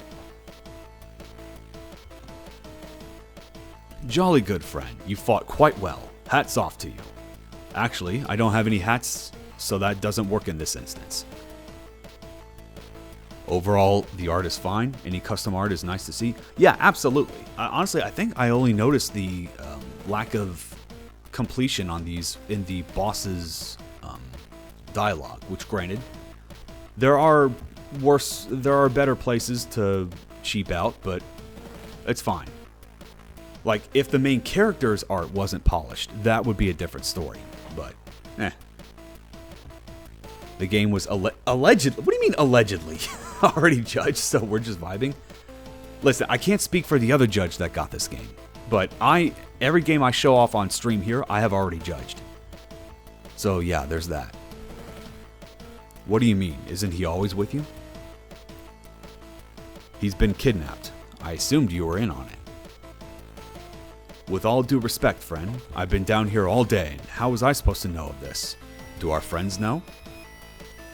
Friends? Explain. Our friends, the one watching our current escapade. Okay, I'm out of here.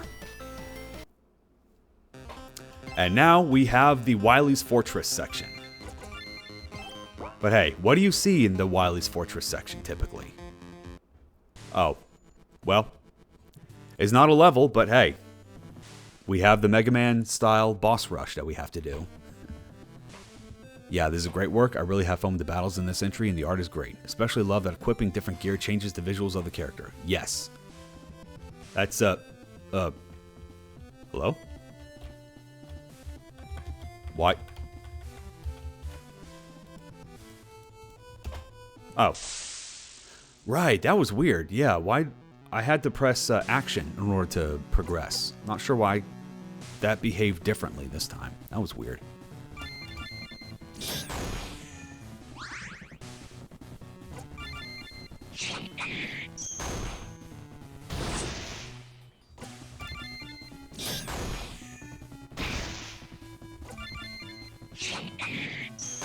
And there we go. I just get stronger with every attack. Healed 4 HP. I definitely appreciate that. Though it is kind of weird that that's something you just automatically do and not something that was part of the heart board. That wasn't a heart node like every other time and all the other boards. Just seems a bit inconsistent, that's all. But this definitely feels like a product of needing to rush to get this done. So, yeah, because it's not nearly as elaborate as all the other boards. So, I understand that if that's the case. Okay, so this part, me and Nate had an interesting story. The finale was written, I had designs cooked up, but then on my end, let's say family-related situations came up. Yeah, I gotcha. Yeah, these things happen. There we go.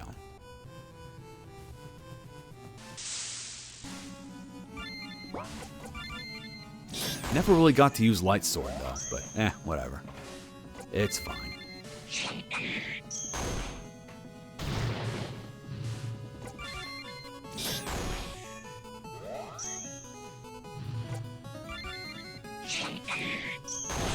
There we go. It is kind of weird that I'm still getting money, even though I'm not going to be able to get to a shop again.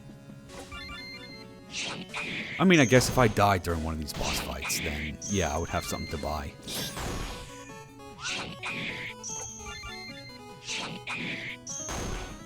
And then finally, Swift Rush. And that's that. To be continued. Thank you for playing, Eric Nate. To be continued. Thank you for playing, Eric Nat. To be continued. Thank you for playing. Yeah, there's the... The mismatching HP bar colors is effing with me. Not a big deal for me. Yeah, thank you for playing. To be continued. But yeah, so that was Project Robot. Thank you both for making that game, and I would love to see it completed. Continue forever. Yeah. So normally that would be a soft lock, right? We would call that, well, not really a soft lock. That's like an infinite loop, and that would have been a game-ending problem. But for that to happen at the to be continued room, that's really funny. But yeah. So I highly recommend everybody check it out, because my playthrough doesn't have to be your playthrough. In fact, my build at the end of this game was very different than the one that I played when I judged. So yeah, good job on this one. I left it because it was funny. Well, I'm glad you thought it was funny. I mean, if it's at the end, at least you could fully judge first. Yeah, that's true. Do you guys hear that? What is going on out there? Someone's backing into my apartment. I mean, it is technically a game-ending bug. Luckily, it was just at the end already. I know, right? That's funny. Okay, let's see. So I'm going to go ahead and get rid of this one. So we have 1, 2, 3, 4 games left. I'm going to do one more. And then we're going to call it for today because I need to knock out a couple more of these games for like actual judging. And it'll give us more material for Monday's stream. So, this last one, I actually could not get to the end. And I will explain why I couldn't get to the end as we go through it. Nothing was wrong with it, just to make that clear. There were no bugs that prevented me from moving on. But thanks for the highlight on our project. We plan on an eventual post-jam version, so the feedback is rather important. Well, that's great. Yeah, looking forward to it. It is kind of difficult to really tell you about a lot of balancing problems because of the highly customizable nature of this game. And if you can find a build that lets you absolutely demolish your enemies, that's not necessarily a bad thing. But if you, the dev, don't want any one build to completely melt all enemies, then that's something to think about. But that's going to be really hard to do when it comes to a game as highly customizable as this one, because there's always going to be some combination of gear that you didn't think about. And a player could find that and just take out any and all challenge. Yeah. Great stream. I have to head out. Hope to catch more of your streams. Cheers. Hey, no problem. Thanks for dropping by. Hope to see you again. Super appreciate all the details you shared. Well, hang on. Yeah, that's pretty much what I had in my notes here. So, once all the judging is done, I plan on compiling these notes to something more readable, something that was meant for more than just me, and then post it on as many jam pages as I can. So there's going to be more in-depth thoughts coming from me later, but for right now, those are the highlights. Everything that I'm going to tell you is just a variation of what I'm saying now. But remember, I'm not a tester, so I did not have time to really go through and check out all the different types of builds. So I couldn't really comment on the balancing on this because my playthrough when I judged, and anyone else playing this game are probably going to have very different builds, which, in my opinion, that speaks a lot about how well designed these parts are. So because there's multiple status ailments, yes, but the parts and skills do different things per status ailment, means that the same ailment can be used in several different builds, which I think is a testament to how I keep using that word, to how freeing the system is. So I already think you are off to a great start. So if you just have more parts and just a more general idea of how you want these builds to go, then I think that will work out just fine. Our idea is to make builds harder to find. Some are given to you all in one room. Fair enough. We're lucky to have a handful of different players, so we have an idea of the state of the game. Yeah, test early, test often. Yeah. The one thing that I kind of wish was different was the bosses seem to melt very quickly. I don't know if that's because the bosses are too weak or if I had a build that was just too strong. But yeah, I noticed that here and when I judged it, is that bosses were almost pushovers. I kind of wish there was more complexity in that, but the flip side of that is that the more complexity you add, the more specific of builds that you could use, that you would need. So it's rough. It's a balancing act, and I don't want to make suggestions one way or another because ultimately it's your game and you know what you want to get out of the game more than anybody else. So yeah, keep it up. All right, so our last game for today, is going. Wait, is that the right one? Wait a minute. Just want to make sure I don't put in the same one twice. Our last one is a game that's also focused on battles, but I found to be interesting in for a couple of different reasons. This last one is Ocean Roses. So much like Project Robot, this one is also focused on the battles, but there's also a lot of story behind it as well. And we'll talk a little bit more about how that was used effectively. But let me just check this. Okay, always dash. You always want that on. There's no reason to ever have it not. Okay.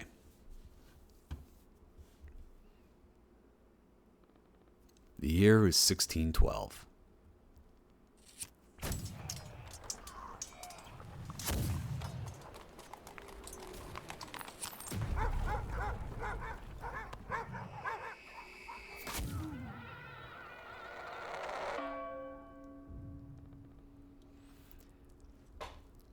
I like the use of sound at the very start.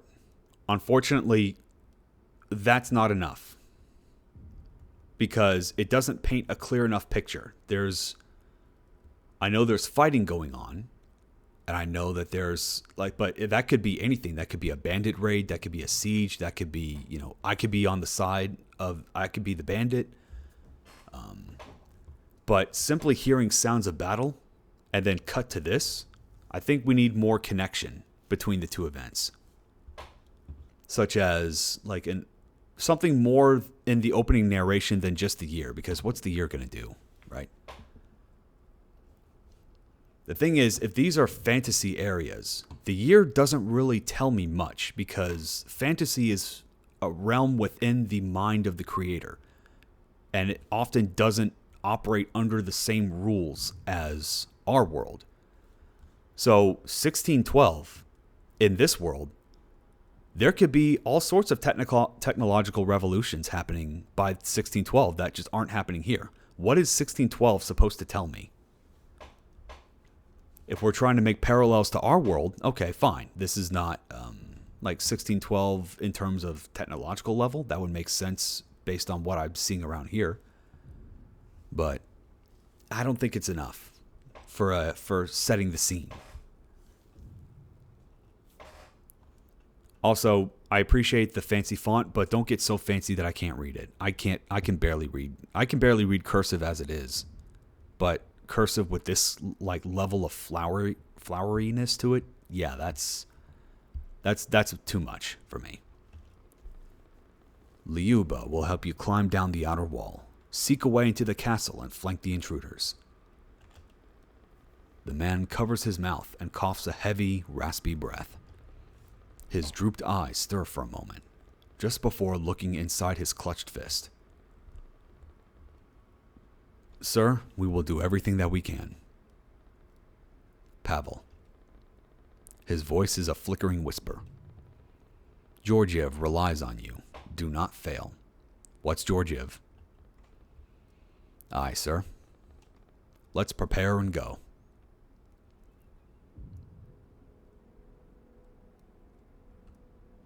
And yeah, that's how you know that we can actually start playing.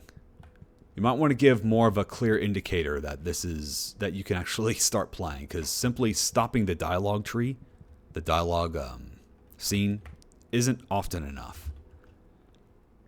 Pavel, I'll stay behind to take care of Georgiev and the others. We'll do this. You may leave using the door to your south. Doors facing north will be highlighted with shadows. And that's what you see here. So I appreciate that. One of the few uses of auto shadows that I can actually understand. I may not necessarily agree with it, because I'm not a big fan of auto shadows in the first place. I just find they're too blocky to really get a lot of use out of, especially when it clashes so much with the rest of this art style where it has very soft shading. But in this case, I think it works. It's sufficient. I wouldn't exactly call it not revolutionary, but satisfying, but it does its job. Put a doormat, that could also work. You don't have to leave immediately, however. So yeah, I do appreciate that there's going to be a lot of stuff you can pick up in this game. This game has a lot of looting. So I appreciate that you just give us icons that show us what we need to do. To show us what is lootable and what is not. Because otherwise, you're going to be stuck ramming your head against the wall and just mashing the keys. Mashing the action key. Yeah. This book on the shelf? Yeah, sure, we'll take it. Battling Techniques, Volume 9. Fair enough. Oh, I haven't read that edition yet. Seemed like a missed opportunity to explain why, but alright, sure. Doormats equal door. Maybe. Depends on the architecture. Oh, Pavel. What would you like to speak of? And yeah, as far as I could tell, I'm just going to spoil it here. As far as I can tell, this one room contains like 90% of the dialogue. Everything else that happens is within very short cutscenes out on the field. So, I'm not going to go through all the dialogue here. But, if you want to learn more about the world, I encourage you guys to go get this game for yourself. If it isn't too much trouble, you may.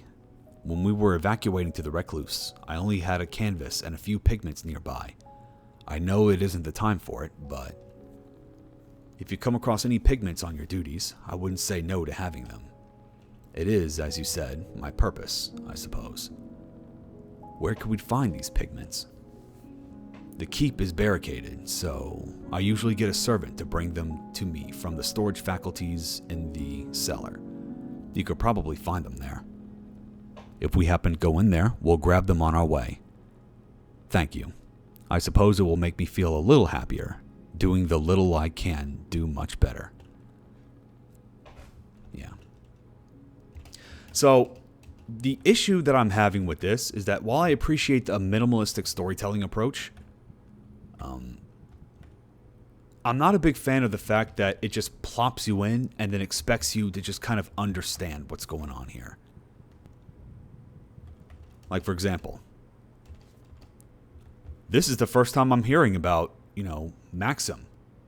Never mind knowing that this guy has a beef with Maxim. I don't even know who Maxim is. Because the game does not make any effort to introduce us to any of these characters, which to me signifies that this is not going to be a character-driven adventure. Especially at the very beginning when you start off with a narration telling us the date and then just plopping us into this area. Which is fine. There's nothing wrong with that. Except for the fact that there's so much story going on here. There's so much dialogue, so much interactions, that I'm starting to think, wait, maybe the dev did want me to care about these characters. But if that's the case, then the first thing that you want to do is establish context. Which I know I'm choosing this as a highlight, but I didn't pick this game just to dunk on it, I swear. But I think that's what this game did not do. Kind of a big intro map, needs directions. I don't personally have a problem with the size of this map, to be honest. It's like a what's the word I'm looking for? It's like the Firelink Shrine in Dark Souls or Majula. It's like, hey, here's where all the support NPCs come and hang out, and this is where they will progress. I don't want to say progress their storyline because I haven't been keeping up with what they were doing, but you will come back here a lot. This is the hub world. This isn't necessarily an intro map. This is your home base. It's like a huge starter town you wander around too long in. Well, that's the thing. What defines too long? Technically, I could just leave right now. So every extra second that I spend in this room, I'm choosing to do that. I would say that I would be in here too long if I was not able to leave unless I spoke to everybody. But that's not what's going on here. Maxim attacks the clothing stand. Oh, here's Maxim. Okay, why does this child have a beef with the artist around the corner? Also, another reason why to use less flowery font is because it's cutting off right at the very top there. Pavel, spar with me. I will exclude myself if that's fine. Why would I agree to this? I'm about to run a mission, right? So as a player, I don't really know why I would want to... I don't know who Maxim is. I don't know why I would want to spar with him. I chose to accept this time simply because this would serve as a good low-stakes tutorial fight, which I think was the intention.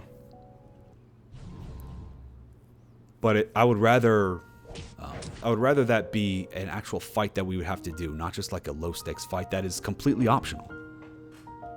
So, there's a lot going on in the battle system under the hood, and we can talk about that a little bit later.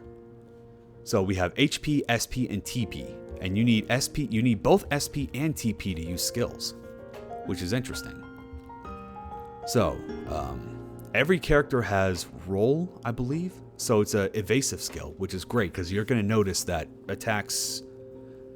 We don't have a lot of HP, so it's not going to be very long before we start dying.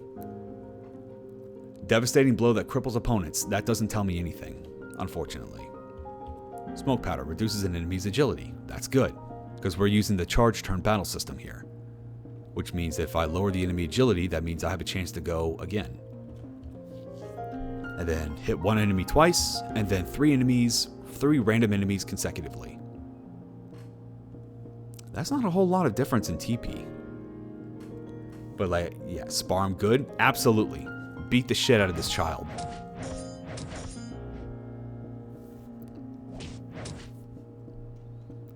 Alright, and then hilt strike, devastating. It cripples them, so they gotta use the wheelchair. Ah, you're right, let's do that. Oi. Kid's awfully evasive. Okay, now when you guard, you restore a little bit of all of your resources, which I found interesting. Oh, that's evasion. Now here's the thing, and this is something that I've been kind of tossing back and forth in my head. You can't guard consecutively. So this game definitely wants you to go offensive, and more importantly, to select when you want to use your guard. Because you can't just tank, and tank, and tank, and tank. Unfortunately, I'm in a position where I can't hit them because I believe that's the evasion, and there's no tooltip that shows up to tell me what these icons do. But I'm going to roll and then do some evasion of my own. Yep, nothing. And then we just casually smack a child.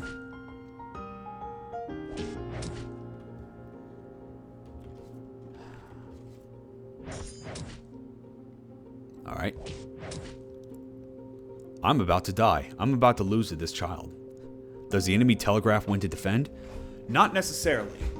No, but there are some instances that would be good for us. For example, most of our attacks they damage, but you'll find very often that enemies will use a roll skill, which will dramatically boost their evasion. In which case, it's actually not... it doesn't make a lot of sense to use any kind of offensive skill, and so you should just guard at that point. Smack him. And I don't know if you guys noticed, but I recovered a little HP and SP when I defeated him. So now that adds a little bit of tactical layers to decide who defeats an enemy. Best way would be to a charge 2-turn thing, so you would defend when you see them winding up. I think, personally, we should wait a few battles before we decide what the best changes should be. Because one thing I've noticed after going through all these jam games is that they try to do something different. Whether they succeed or not is a whole different story. But I've learned to just kind of let the game cook for a little bit before we start suggesting changes. Remember, this was a low-stakes tutorial fight. So there could be, just because why have a defend button is just my question. Well, I just showed you an example. Whenever they pop an evasive stance, there's no point in attacking them. So then just take that turn, defend, and then gain some resources back. And then when they attack you again, it's going to have reduced damage. That's a very good reason to have a defend option. And also because it restores SP and TP, which both of those you need to do skills. Baba Booey 2. Welcome back, Ozzy. Did you learn anything good? My prince, are you okay? Come here. Oh, so he's a prince. It's the first time we've... I like that we learned that he's a prince after we just beat the shit out of him. Which is interesting way to learn about a character. Lyuba hurries over to Maxim and picks him up. She sets him down to treat his bruises. Pavel, you could have held back, you know. I was one strike away from getting beat up, all right? No, I could not have held back. Oh, they changed stances. Okay, that's what I mean. It's like a tell that you need to do a certain move. It's an option, and I'll have to double check what our party members' skills could, because there could be options. There could be skills that are guaranteed hits, in which case you don't always have to defend there. I learned about Pavlov's dog. Now you learned about him? You've been using Pavlov's dog as a ding against me all the time, and only now you learn about it? The kid didn't hold back any either. I think he might have given me a bruise or... Shush now. Don't you tell me to shush. Very nice. Very nice. You just beat up a child. It's always great. I didn't know what it was about. I just used it on you for fun. How dare you, Ozzy? I may or may not have learned about it. Yeah.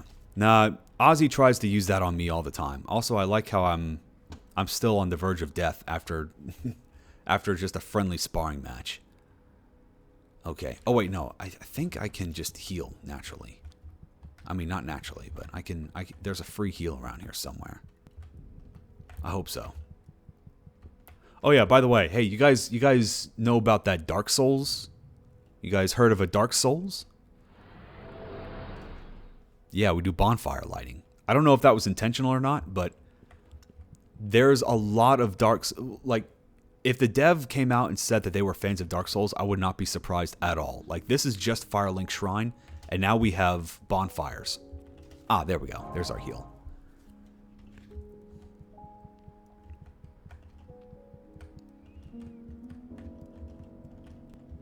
Actually, I'm a cat person, so I think I was confusing with Schrodinger's cat. Ah, gotcha. Lady Lyuba, how are you? What a mess. You two are too much sometimes. Anywho. Lyuba bows her head. Her hands grab her dress to perform a curtsy, and you notice they're shaking. Is something wrong? No. Well, I've never been one for ambitions, Pavel. I hope everyone can know that. What do you mean? What's going on below? If they take us? Lady, I'm saying if they succeed. I hope they are merciful, like you have been. I can assure you, we will do everything in our power to prevent them from wreaking havoc. I hope for all of our sakes you speak I hope for all of our sakes you speak outright. You know, I actually appreciate the little detail that they have where the camera just instantly, well, not instantly, like pans over to whoever's speaking at the moment. Like, there's a number of ways that you can keep scenes from being too static, right? You can have portraits come in, and that helps us kind of understand more about the character in a way that dialogue cannot. You know, they can help sell certain lines and help establish tones of certain lines. But obviously, this game does not have portraits. So what it does now is that it pans to whoever's talking. It's a small detail, and if you have motion sickness, I guess that could be a problem. But I do appreciate that there was an attempt to keep things engaging, despite the fact that the dev working with their limitations. So that's a tiny little detail that I can appreciate. Okay, now let me just double check all this. But what about Pavlov's cat? Yeah, right. Alright, you found Rose Ruby. Okay, hang on, let me actually double check this. Battling techniques. Alright, this is something that we might need to check out. Okay, the most notable instance is in one's attack and one's defense. With higher defense, one may survive battle longer than those with lower defenses, and against opponents with higher attack, etc. However, there are qualities of one's character that are less known that may give one a hidden advantage. Again, I appreciate the game being like, okay, you know what attack is, you know what defense is, we don't even need to bother with that. Agility is not only paramount to attacking an opponent first, but decreases the likelihood of an opponent's attack landing. Opponents with smaller weapons, while not the biggest immediate threat, can evade many attacks and whittle one's defenses down over a long period of time. If the gap in two's agility is so high, the person with the highest agility may even be able to attack multiple times. Of course, no matter how fast an enemy is, it matters not if that agile opponent cannot defeat a heavily armored opponent. Every person is fated to err eventually, and sacrificing defense for agility may be a lethal mistake in the long haul. The next quality, luck, is interesting. Now check this out. How often have you played an RPG where luck was just like a throwaway stat? Because it doesn't really tell you what it does. It says affects many different things. Well, check this out. Luck slightly increases the capacity for one's damage during a critical attack, which itself depends on multiple factors: armor, weapon statuses, accessories. Additionally, luck increases the amount of vitality gained when one takes down an opponent during the finishing move. So, boost your luck and you will be able to survive whenever you to survive longer. Less reliance on healing items. That's pretty cool. Research is scarce on the topic of luck, but extremists have stated that surrounding oneself with symbols aligned with one's philosophy increases luck. Perhaps one could call it a physio-philo-physical phenomenon. Try saying that 5 times fast. Moving on. And that's that. So, luck has a very immediate use that you want to make note of. And we have 0 luck, which is great. And Sonya here has 1 luck, which is also great. Is that what it does in RPG Maker game in general, or just this game? Because I never heard of any of this. Yeah, it's just this game. Yeah, no other RPG Maker game. This is something you have to explicitly code in.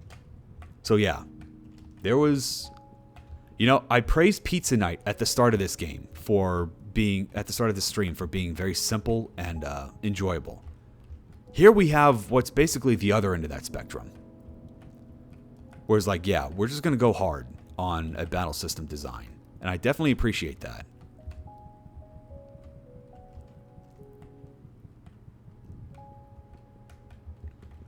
Okay. There was something else. I was so sure that I was going to grab... I can't remember where, but I know I found a dagger in here somewhere. Maybe in one of the dialogue options. My apologies, Prince Georgiev. I should have... Oh, so it's Georgiev now, huh? No, not you two. Just treat me with the respect of an adversary. Everyone pretends that I'm too young to understand. Understand what? It doesn't matter. Pavel, take this. Oh, there it is. I was just wondering where I was grabbing that. Maxim, what are you doing with this? I stole it, but I'd rather you have it now than... Thank you. So, we read all that about agility. Well, here we go. We have more evasion, we have more of a counter chance, and it attacks twice. I'm going to equip this. I used a sword my first time through this game, so... I don't know what this is going to do here. Okay, increases hit chance. Alright, I like that. Which is all cool and all. It's a shame that I don't know what the hit chance is normally. Parameters. Ah, there we go. Hit chance. Okay, so it's 100% no matter what. Well, we have a skill that attacks twice, and I want to make sure that they hit twice. Yeah. Little dusty feet. Yep, that's what happens. That's just a tiny little detail when you're dashing. Which I appreciate that. Okay. And, oh, right. Yeah, you can only save at designated save spots. Whoops.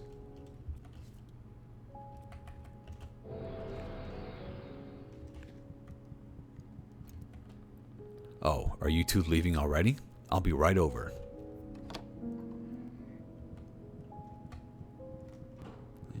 there's anything else I can grab. Keep watch here. It's been rather quiet, which is disconcerting.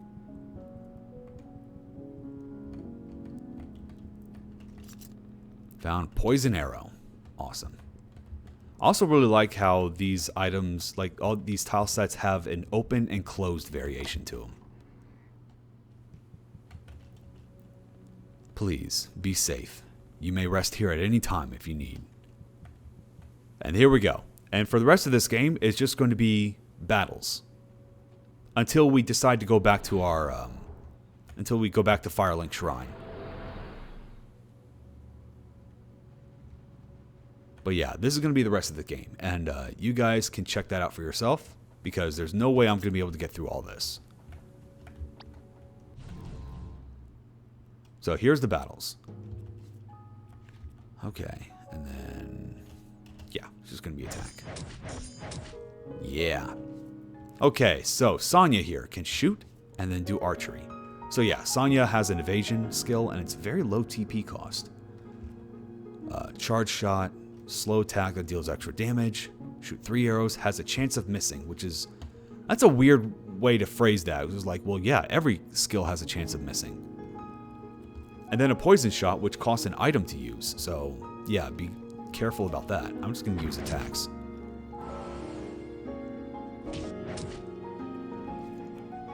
Let's see. Okay, Sonya's attacking now. So, if I kill, then this is the chance. Wait. Yeah, this is the chance to actually gain some HP back. Or not. What the hell was that? I thought I just did a basic attack. But alright, sure. And then here we have a bit of a problem. Now I'm just going to make a quick note to devs here. 2 XP out of 70. I just wanted on record, dev, that in my entire time playing this game, I did not level up once. Because XP is so slow. And I was fighting just about every battle I could. Oof, that's 35 battles to level up. Now, granted, that's just for one enemy. Oftentimes, I'm going to be fighting battles with like 2 or even 3 enemies, so it's not going to be just only 35 battles. But that is okay. Like, I don't have a problem with that specifically. But, because, you know, this game was... you cannot beat this in 1 hour. So clearly this game was meant for the long haul. And I get that. Unfortunately, it also means I have no idea what kind of bonuses you get when you level up. Also, this whole area is just nothing. That's weird. You might get 5 EXP if that'd be huge. Maybe. Bruh. Flurry fire. Hey, nice counterattack. Bruh. That's a lot of missing. I don't know what's going on under the hood here. Get close and personal. I don't really know what that does. A deep thrust that gouges enemies. Okay. Whoa! Okay. I do appreciate that different weapons give you different skills. That's really neat. Nice misses. Yeah. I don't know what was going on under the hood. I don't know if I just had a bad setup. But even with increased hit chance, I'm still missing way more than I want to. So, to summarize, low EXP, not a problem. Because if the game was built around that, then that's fine. But there's a lot of easily avoidable enemies. Which means if you get tired of battles and you don't think the low EXP is worth it, guess what you're going to try and do? Just avoid the fights.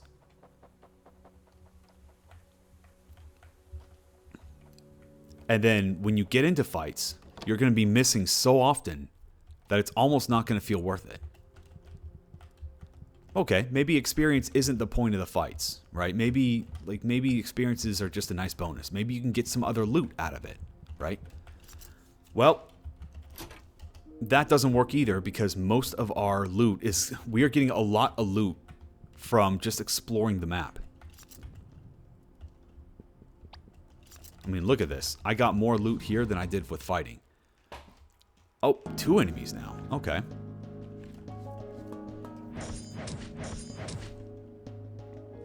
There we go.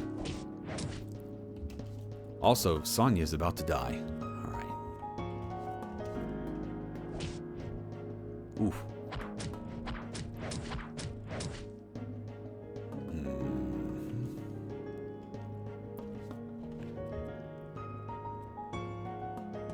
Okay, I don't need the team heal. I'll just give you that.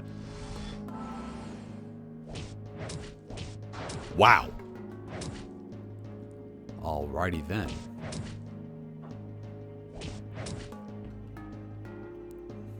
You know, this did not happen my first time through. Ah, roll. There we go. So that means I don't want to attack that. Conversation. Bring one back to life. Okay, there we go. Wow, there she goes. I know, right? Nova getting dominated. Listen, I don't need your input, Steel Soldier. Okay, so I'm going to have Sonya start to take the defensive. Pavel getting his ass handed to him. Bruh. All these misses.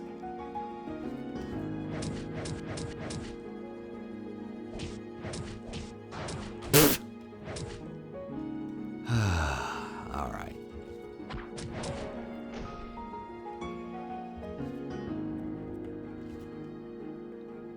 Alright, come on. You can roll, I can roll. And I have no way to bring Pavel back. That's awesome. So let's just try winning this. Oh, well, that's evasion. I was not paying attention, that's on me. I love that the characters have different expressions than the neutral ones. This seems about normal for the default side view battlers. I think these were just edited side view battlers. Okay, now we're just gonna roll. And you're gonna roll. Okay, then I'm gonna guard. And then I'm gonna roll. And that didn't do anything. I got hit anyway. Awesome.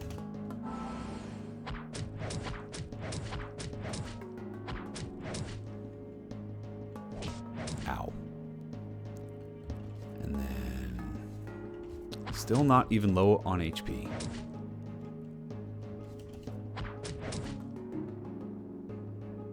Oh, okay, we're gonna roll.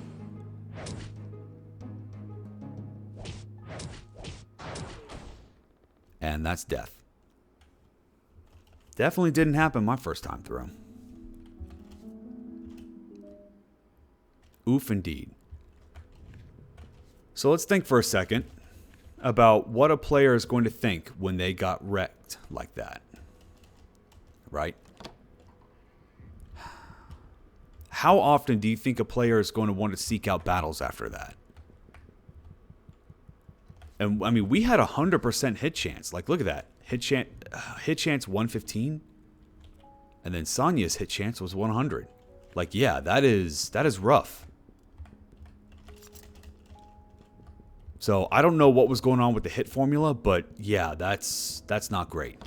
It's another reason why I really disliked the I don't want to start throwing too much shade around, but the D&D formula, where so much of it is residing on dice rolls.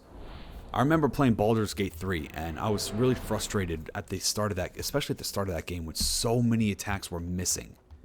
Like, missing was just almost as common as hitting. And considering how quickly you can die in Baldur's Gate 3 with some bad rolls, like, yeah, it's rough. Man, Lady Luck has it out for you, Nova. That are RPG Maker's wonky accuracy calculations. Gen 1 Pokemon moment. This is a joke on how in the original Gen 1 100% accuracy moves would miss. I didn't even know that. But I'm not going to blame RPG Maker for this, unfortunately. I chalk that up to the dev. Because the dev spent all that time. The fact that the dev went in and changed how luck stat works means that the dev understands how hit chances work. So I'm chalking this up to a deliberate design decision by the dev. because this is not going to be the first time you see this happening. Agreed, that kind of hit chance is great fun in tabletop or co-op because of the lulls, but solo it's frustrating. Yeah, it really is. And especially this early in the game, I feel like I don't normally have a problem with hit rates if there's something that the player can do about them. But we already have, let's see, we already have, okay, so we have smoke powder, right? That's one way to reduce agility, which we've already determined is a way to increase the chances of me hitting. Let's see how much of an effect that has. All right, it's pretty good. But how often can we use that? 14 TP. Not a small amount. Especially because TP is not preserved over battles. Also, I don't think I've ever heard this music before. So, I think that there's like some I can pick up on some similar musical motifs that admittedly I'm talking over. Actually, can you guys hear the music? It's actually very somber and very quiet compared to the last games that we played. If you can't, then I can turn it up a little bit more. But yeah, it's very subdued, which actually I don't see a lot of that happening in games because there seems to be a lot of extra effort given to the sound design here. Because I'm hearing some very similar musical motifs, which almost makes me suspect that the music is custom for this game, in which case, great job. I actually can't really hear it now that you mention it. All right, let me turn the volume up a little bit. There you go. But anyway, let's think for a second about how this works, right? So, hit rate is low. EXP gain when you defeat enemies is very low. I don't get a lot of items from battles. Those three factors combine together. And you know what it makes me want to do?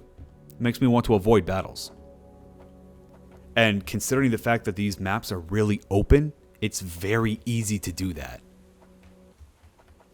Okay, fine. So maybe the game isn't all about the battles. Which I find that hard to believe personally, considering how much depth was put into the skills and the stats. So it is a shame that it kind of turned out like one small little thing cripples a lot of the enjoyment of this game. But I can see the ambition, I can see the drive, which makes it even more disappointing when things just don't work out. All right, let's try gout. You know what? No, let's do smoke powder. More reduce agility. I want to see if I can actually how often I'll miss after this. Oh, look at that counterattack chances. That's really nice. Okay. Now we have this.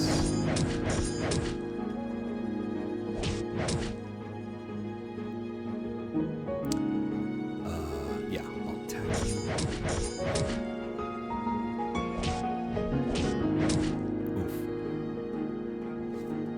I think I'll guard. I'm going to see if I can get Sonya to kill her. Yeah. So Sonya just gained a little bit of HP and TP there. 4 experience out of 70. Yeah. Okay. Vidria. Alright, that's pretty good. Healing flavor. Not bad, but I can get way more of that. I can get way more of that by exploring the map. Everything that I get here from battles, I can get way more often by just exploring the map. Like, watch this. Well, can't go over that. Glass shards. Saltrite. Yeah. No grinding for you. I don't... Okay, that was weird, Blink. I don't think you can grind, to be fair. Yeah, once you defeat a person, they stay down. So, no, I don't think it's even possible to grind in this game. Which, actually, is another knock against it. Why? Because if I can't grind, that means if every encounter is fixed, that means if I end up under-leveled, I'm going to have to go all the way back through and go find all the encounters that I missed. which means I'm encouraged to keep fighting, to fight everything I come across. And I'm encouraged to deal with the low agility. Alright, so Knight B, and low experience output. So, just FYI, the way that I play games with on-map encounters, I tend to fight everything that's in my way. Because the way that these games usually work is that I always assume that these games are balanced around the idea that if you defeat everything at least once, you will be in a good position to fight the boss. So I've always been encouraged to fight these, to fight every enemy, but man, I really just don't want to interface with all this. Okay, gouge. There we go. That's a death.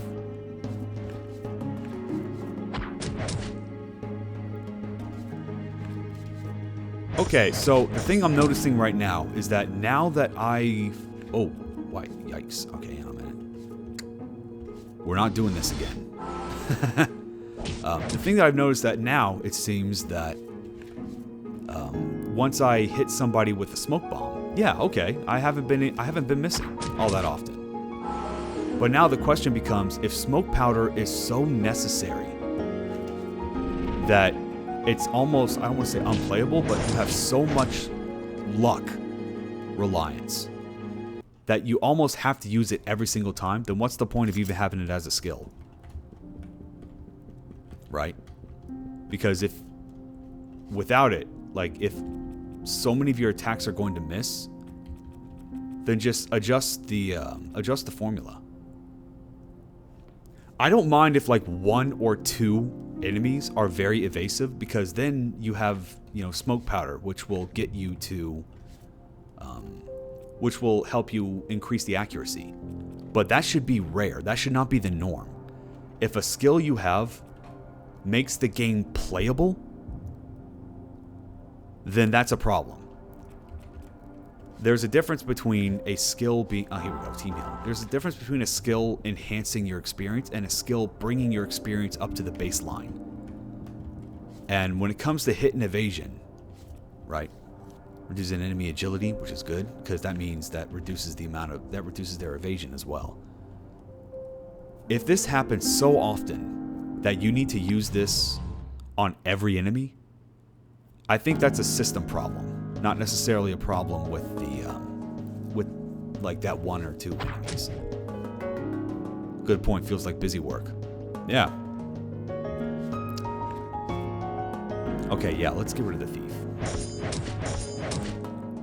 And also keep in mind that smoke powder relies on TP. TP that is randomly generated or assigned to Pavel at the start of every fight.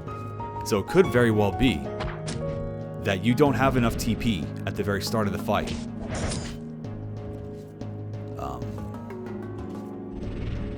to make to use that. In which case, what are you going to do? Just stand there and guard? Well, that just brings the whole, or take your luck with the RNG. Neither one of those scenarios seems very appealing.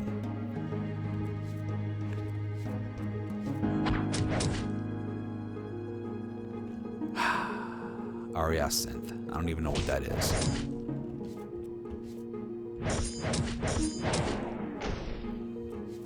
But yeah, in general, I always feel like it's better just to always have every skill, by default, have 100% accuracy.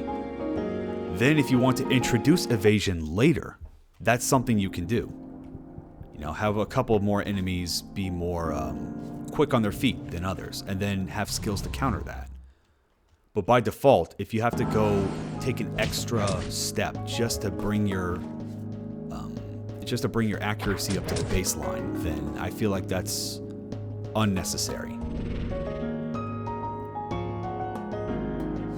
Which is a shame, because there's a lot of other stuff going on underneath the hood to make this game interesting. So it's a shame that like 1 or 2 things can really bring the experience down a little bit, you know? But I'm harping on that so much because so much of this game is revolving around the battles that you kind of have to, you know? If this game was like 50% battles and 50% dialogue, I'd probably give it more of a pass, but no. What we're seeing right now, this is the experience.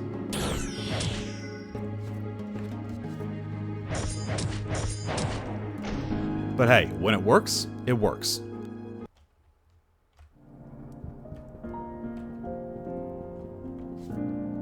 Okay, yeah, I'm good on health.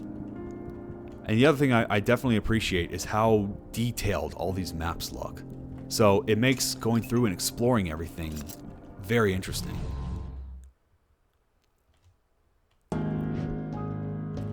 Okay. And then attack.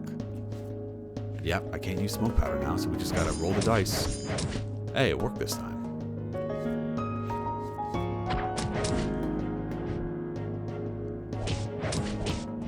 You think I need to roll the dice on this guy? Hey, that worked.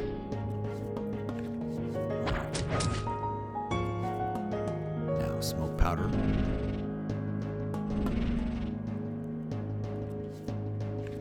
I'm gonna have you guard. I'm gonna start having Sonya regain some SP. Bruh.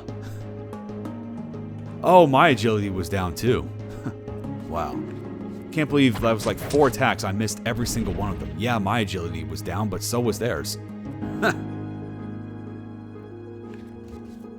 I have to agree, the attention to detail is fantastic. The small things like dust trails or lighting really sell the vibe the devs was trying to achieve. Yep. I agree with all that. Normally, I'm not big on the smaller details because I'm not expecting AAA levels of polish here. And if a game focuses more on polish than it is about getting the basic mechanics down right, like, that doesn't really work well with me. Because I'd rather have games that look rough, but are polished, like, that have, not polished, that have the systems down pat. But this game is doing the opposite of that, and I definitely respect that. It's just, it makes the rough parts stand out a lot more.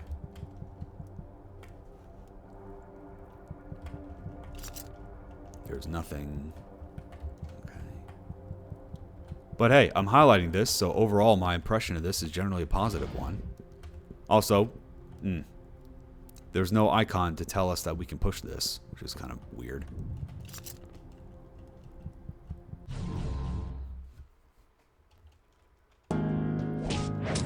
Oh yeah, by the way, one weird thing that I noticed. You run away? First off, that on-field sprite doesn't look anything like the battlers, huh? Yeah, it's because the battlers are randomized.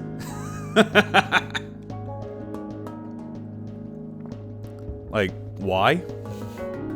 I don't even know how that works under the hood, but that's strange. Alright. I mean, the enemies themselves are fixed. It's just that their appearance is different.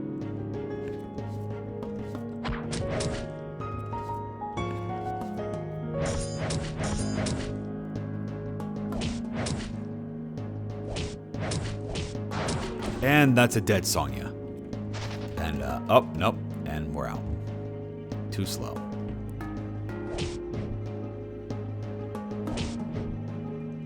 Wow. And that's a dead Pavel. And that is another reason why I heavily dislike it when the party is unable to flee with 100% certainty. Because now I died. For what? Wanting to back out of a fight? And the enemy had debuffed agility too. So it's like, wait, what? So it should have been easier for me to run away, but nope, that still failed. So it's one of those things that you have to ask, like, okay, listen. The dev has clearly done some modification for how stats work under the hood. Because of that, I have to assume, because here's the thing. When I'm playing a lot of these games, a lot of people that submit their games to game entries they're making their game for the first time. And that's fine.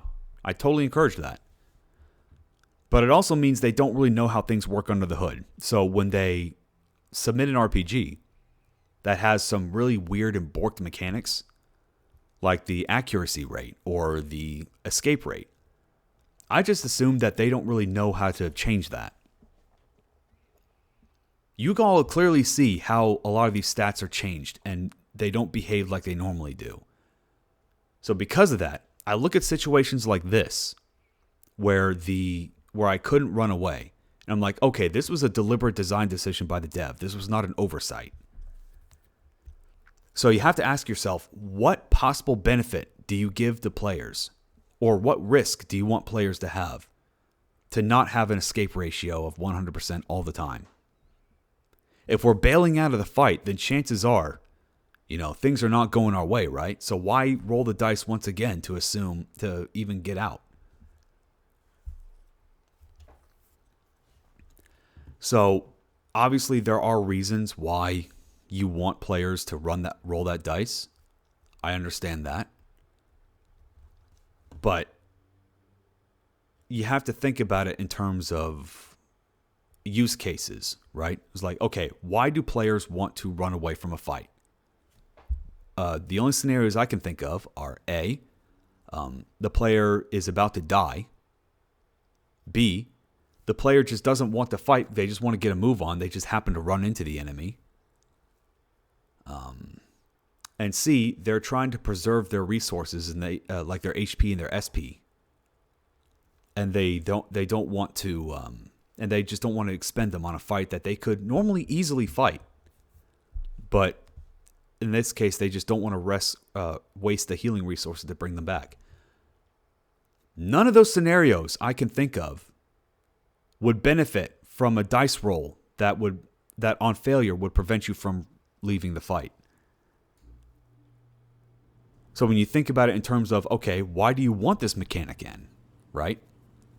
You can think about it as like, okay, well, I want to run the risk of players failing to run away because you want what exactly? You want to deter them from running away in the first place? Okay, that's valid. You want them to think twice before even getting into a fight? Okay, also valid. Normally. That doesn't really work here, though, because when you want to run away from a fight, A, why would you get into this fight in the first place? But if you're trying to run away and you want them to stop, you want them to fight, well, that doesn't balance very well with the low EXP that you get from actually fighting. And knowing that every encounter is finite, there's only a finite amount of experience that you can get, means that players normally, if they realize this, players probably wouldn't be running away from fights in the first place. So if they have to run away, chances are they really need to go. Because, unlike, Project Robot that we saw, you're dead when you fall in this game. There's no respawn back. This is where the Dark Souls it differentiates from Dark Souls. You don't respawn back at your last save point. You just die. It's game over. And you're sent back to the main menu. So, I'm not going to try and speak for the dev here because the dev is capable of speaking for themselves. But from my perspective, there's a lot of systems here that work fine in theory and would work fine on their own when viewed in a bubble. But the thing is, when you design your mechanics, when you design your game, you have to think about all these mechanics in the context of one another. It feels like some systems are conflicting with it. Yeah, exactly. Yeah, you're getting it, Eric. So, this is why I mentioned, I think it was last stream, that you can't just copy-paste design elements from other games into your game and expect to have the same success. You have to think about why they were in that game in the first place. What do these mechanics encourage or discourage players from doing?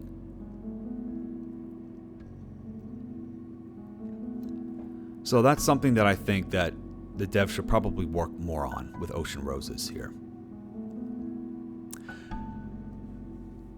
We're going to give it one more shot, and then after that, we're going to go ahead and finish up. So I know I've been harping on a lot of these things in this game, but you know what? I'm rough on this game because I care.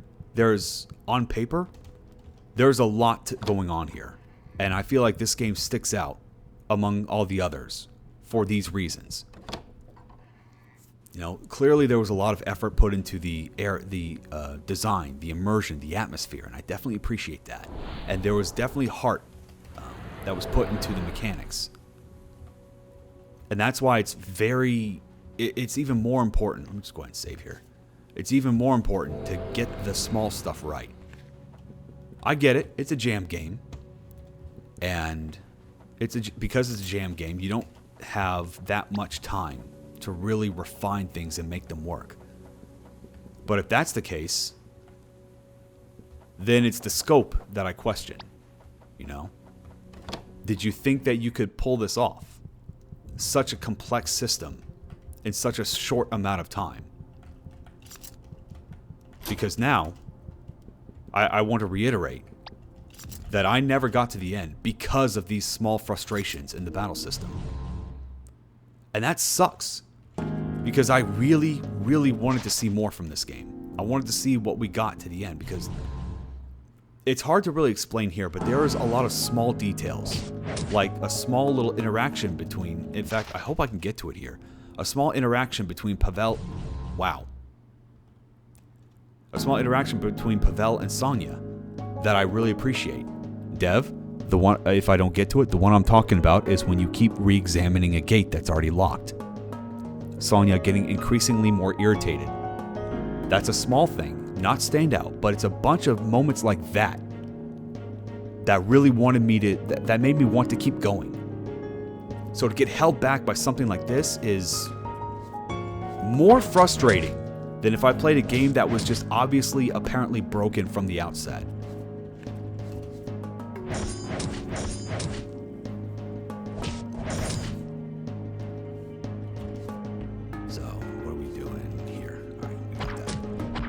Also, here's the other thing. You guys noticed another punishment for running away. Even if we do manage to escape, even if the dice does roll in our favor. I mean, we have about half of a second before they pursue us again. So it's like, what's the point of even running away at that point?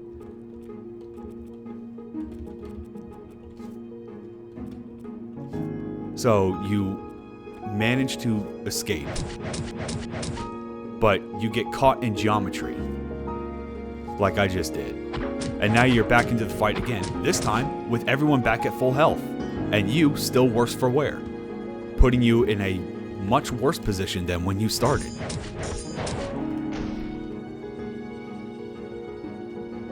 Yeah, 4 experience. Yeah.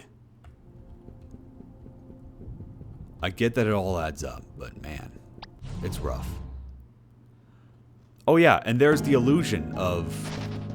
Hang on. It's the illusion of random encounters.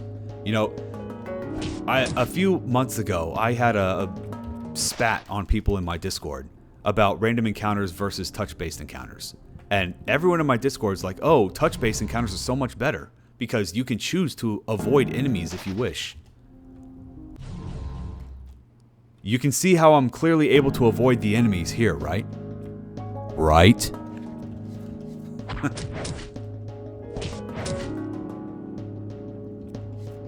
Yeah. You can definitely see the advantage of touch encounters over random encounters in this area. I would erase event after escape. I don't know if I would do that, because technically speaking, you didn't kill them. Because I like how this game actually handles it on field. Right. So if you defeat an enemy, they just drop to the ground, dead. So I completely say that. I completely get that. I would just increase the amount of pause that they have before they chase you again. I think that would be better. Or have them take like a step back to give you a little bit more breathing room. Either one, or both, would be a good way to enhance this. But the way that it is right now, yeah, it's just... you're not given nearly enough time before... Okay, that was my fault. You're not given nearly enough time before they chase after you again.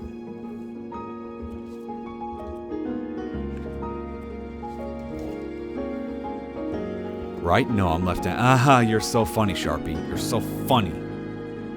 Very funny. I'm just hardy har-harring over here.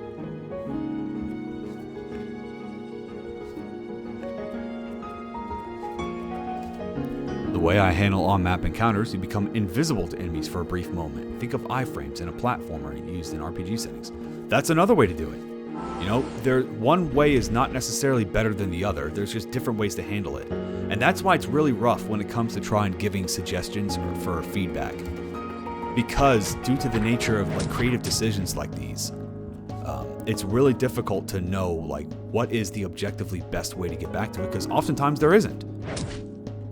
There's just different ways to go about it. Not necessarily being better than the other. Also, here's another frustrating situation. The enemy keeps using roll. I'm just like, dude, I just want to get the battle over with. I'm not even getting that much experience anyway, so just let me finish the fight.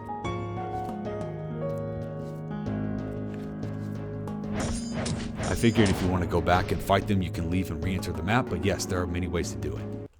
Well, not in this case. The dev made well, okay, that's new. I was going to say, the dev makes the decision to leave, to have enemies permanently dead. I was going to showcase where they drop dead, and yeah, like here. Here they're gone. Just check that, and they're gone. Yeah, that's... Yeah, see, this one works. Oh, here we go. Now you're here. Yeah, but yeah, that's how they handle it. That's why encounters are finite.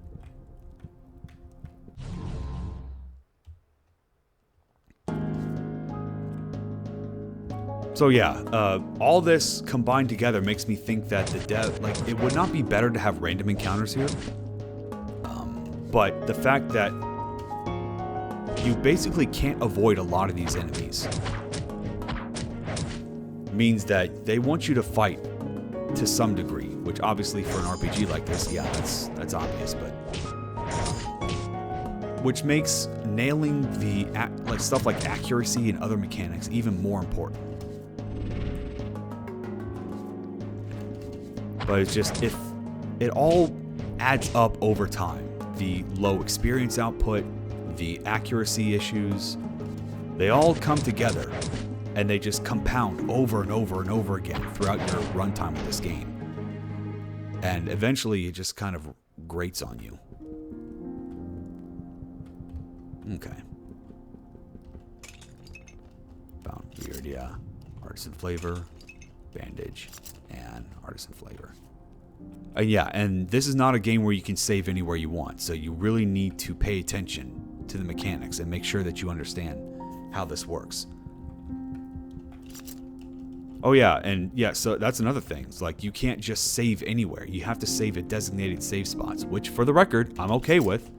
I know there's been some back and forth on that here in this chat in the past, but I just want on record that I'm okay with not saving everywhere and to have saves at specific save spots. But again, these mechanics, these decisions don't happen in a bubble. You have to think about all the different, you have to think about the context for the systems that you're setting up. Oh, I didn't mean to roll there, but alright, sure.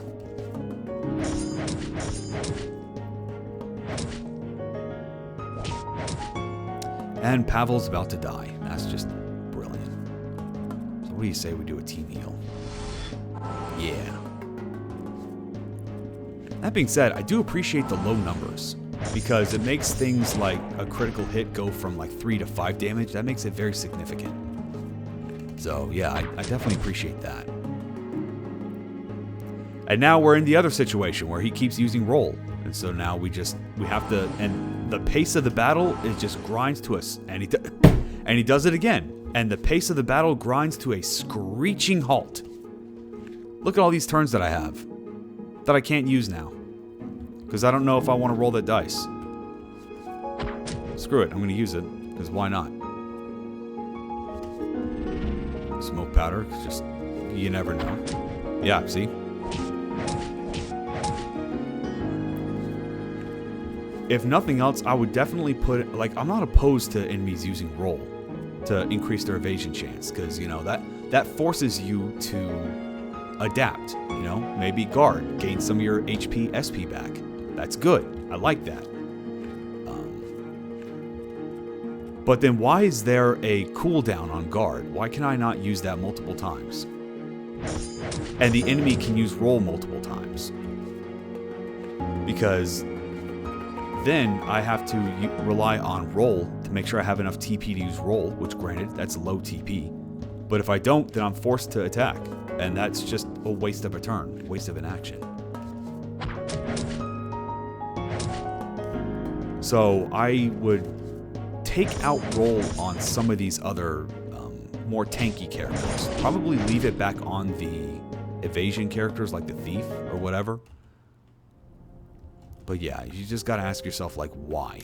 What good does having... What is the intention between having... the intention with having your enemies be able to just use roll over and over and over again? Oh, alright. Be taking that.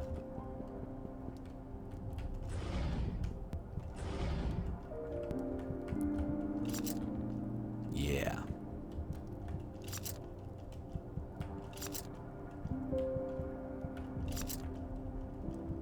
A lot of nothing in here, huh? That being said, boy, I really love these level designs. There's a lot of detail here. And there's not a lot of wasted space. Yeah, I like I'm just getting through the rafters. Just climbing on top of the rafters. But now I have to fight these guys now. Alright, what are we doing here? Knifist.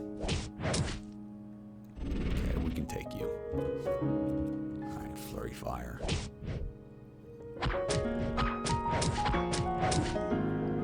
Bruh, why did I miss so much? I used Smoke Powder, and I'm still getting screwed over by accuracy and evasion. I get that that's a thief, but... Man, can you imagine how often you can evade things if I didn't debuff his again! If I didn't debuff his agility? Like, come on.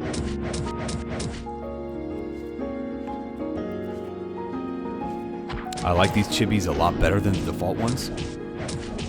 That's awesome. I mean, that's just another sign that the dev put a lot of care into selling their world. So that's always worth respect.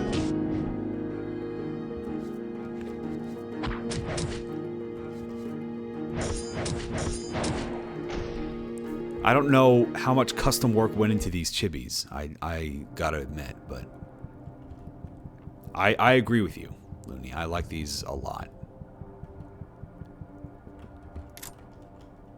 Ooh, a crossbow. Ooh, can I have this Pavel? That was nice. That's a nice little thing. I wonder why Sonya would ask for that. Be like, yo, that's me. I mean, it's not like... Yeah, it's not like Pavel can use it. Keeps the user agile, huh? Okay. I don't think I came across that in my playthrough. I think I went somewhere else. Alright, let's put this crossbow to use. Nothing changed. Well, that's a shame. I was looking forward to seeing what kind of skills would change, because if we had stabbing and gouge and random rush for Pavel's knife, then what would the crossbow give? I guess not much. That's some damage, though.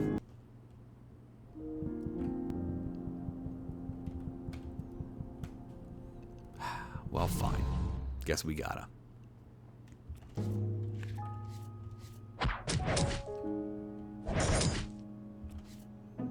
Nope.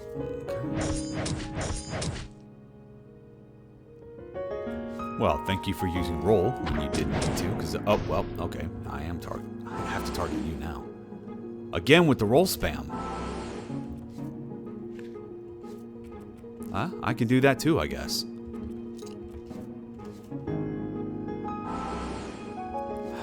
I can deal with the guard more than I can deal with roll spam. Alright, and then charge shot. Wow. Alright, awesome. Just wasted a turn delaying a charge shot, couldn't even land it. But you know what? You make up for it with the counter.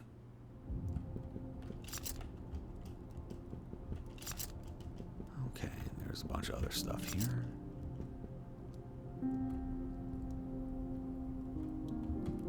Sure would be nice if we can make it to a save point right now. I don't remember where the save point was. I know I've already played this already, but there's a long period of time between our last save point and this one.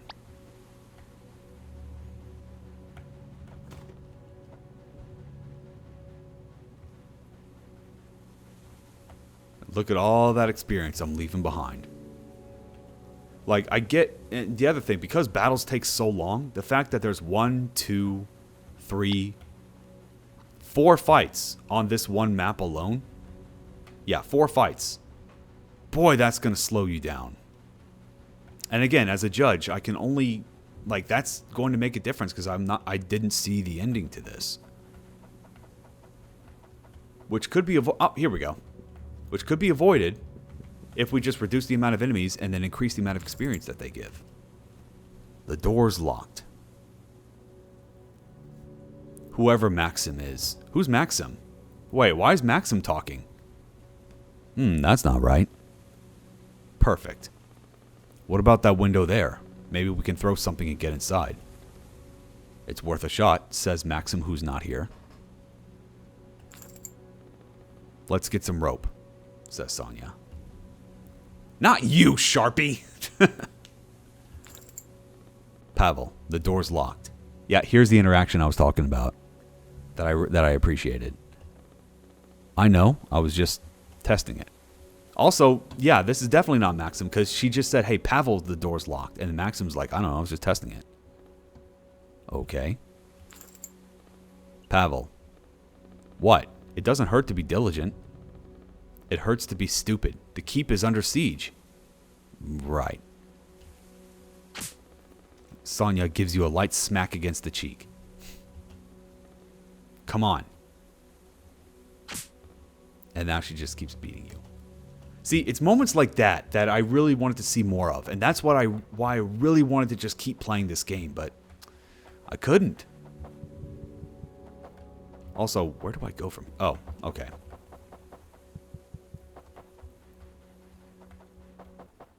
Like, there was no reason for the dev to put something like that in, but they did. I definitely appreciate that.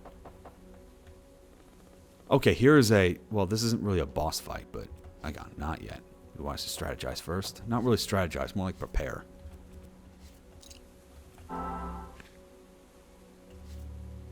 There we go. Okay, let's go.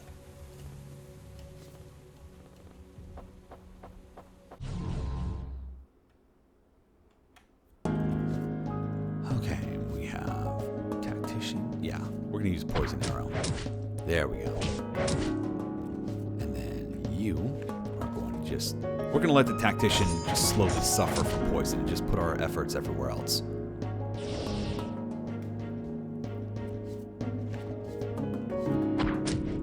Bruh.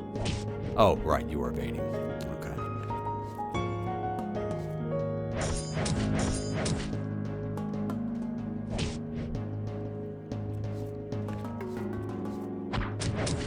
Eat that.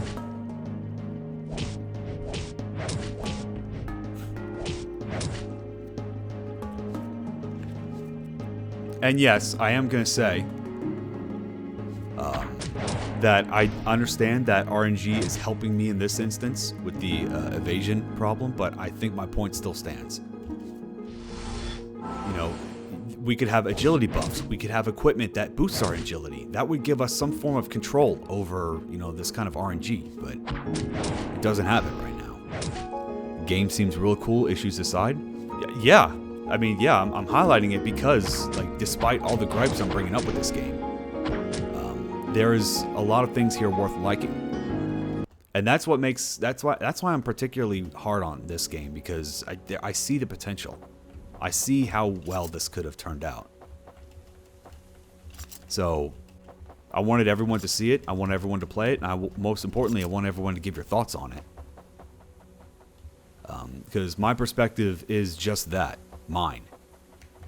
If you guys have a different perspective, I would love it if you could share that with the dev. The more inputs, the more perspectives, the better.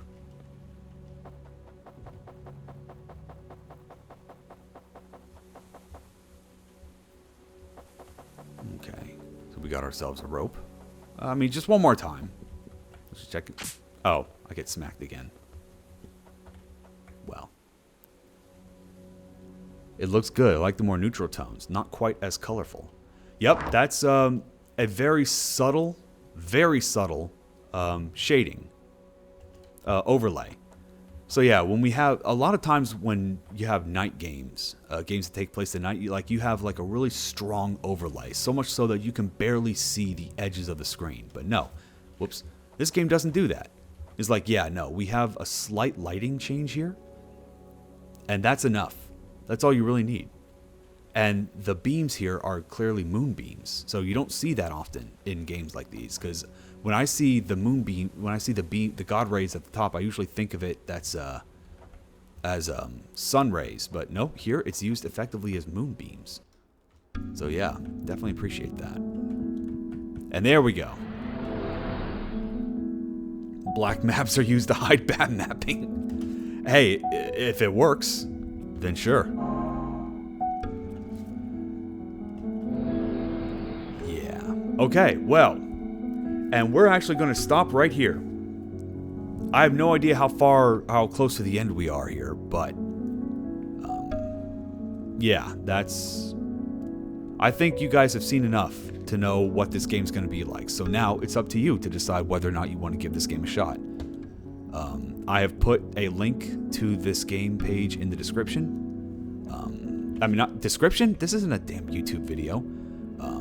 Well, yet at least. But I put it in the chat earlier here. So, but the game is called Ocean Roses. So I want you guys to go and check it out and give the creator some support. A Firelink Shrine? Oh yeah, absolutely. You're more right than you think, Nirwanda. So here's this is a bonfire, and with it you can travel. Demertigod, Recluse. This is the Firelink Shrine with all the NPCs. Oh right, yeah, this game also has weapon upgrades. Yeah, never really got a chance to do anything with this though. Oh, I can do something with this.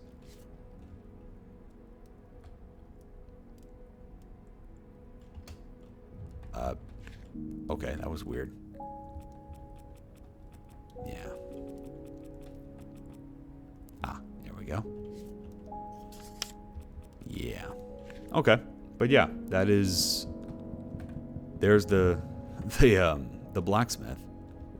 I forgot his name. Andreas. Yeah. Yeah, here's Firelink Shrine, where all the NPCs are hanging out. So, summary. I don't think enough context was given for why we're here. I feel like there's a lot of assumptions that were being made. Maybe I don't know if this game is like part of a larger story, because I've already highlighted another game that was just like a side story along a different set of games, and that's fine. But yeah, this game just kind of threw me into it, and I appreciate that for games that don't have a lot of emphasis on story. But yeah, there's a lot of talk. There's a lot of dialogue that you can have with these NPCs, which I deliberately did not do because I want you guys to go check it out. But yeah, that's just how it is.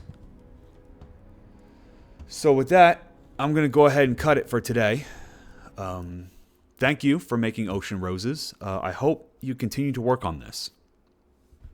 And I'm curious to see what else the dev is putting up, is doing. But yeah, that will do it for today. And I will see you all again on Monday, where we will continue with the highlights to see what else we have. See what else you guys got. In the meantime, I'm going to go back to judging some more games, because I have a lot more to get through. So, yeah, there's that. So I'm going to go send you off to somewhere else. Who else is on right now? I see there are no more judges that are up. Aw. But that's okay. We can go hang out with Kuro Onist. Looks like he is also playing... I don't know if that's a jam game. I haven't seen that one before. But he is playing an RPG Maker game, so we can probably go give him some love. Alright, well, that's going to do it for today. Thank you all so much for dropping by. Oh, yeah? Yeah. Wait, what? Oh. Oh, you guys are here. Bye, Nova. By the way, what's your YouTube channel called? Oh, okay. I can share that with you guys. 1 second. I guess now that I'm actually uploading these archives to YouTube, I should put that in my my link, huh? All right, hang on. Here's my channel, and there you go. So there's my YouTube channel. It's got all the archives of everything that I've, all the games I've highlighted right now. But yeah. No one on. Oh, yeah, there's plenty of people on. Yeah. All right, well, thank you all so much for dropping by. I really do appreciate it. And I will see you all again on Monday, where we will continue with more highlights. Later.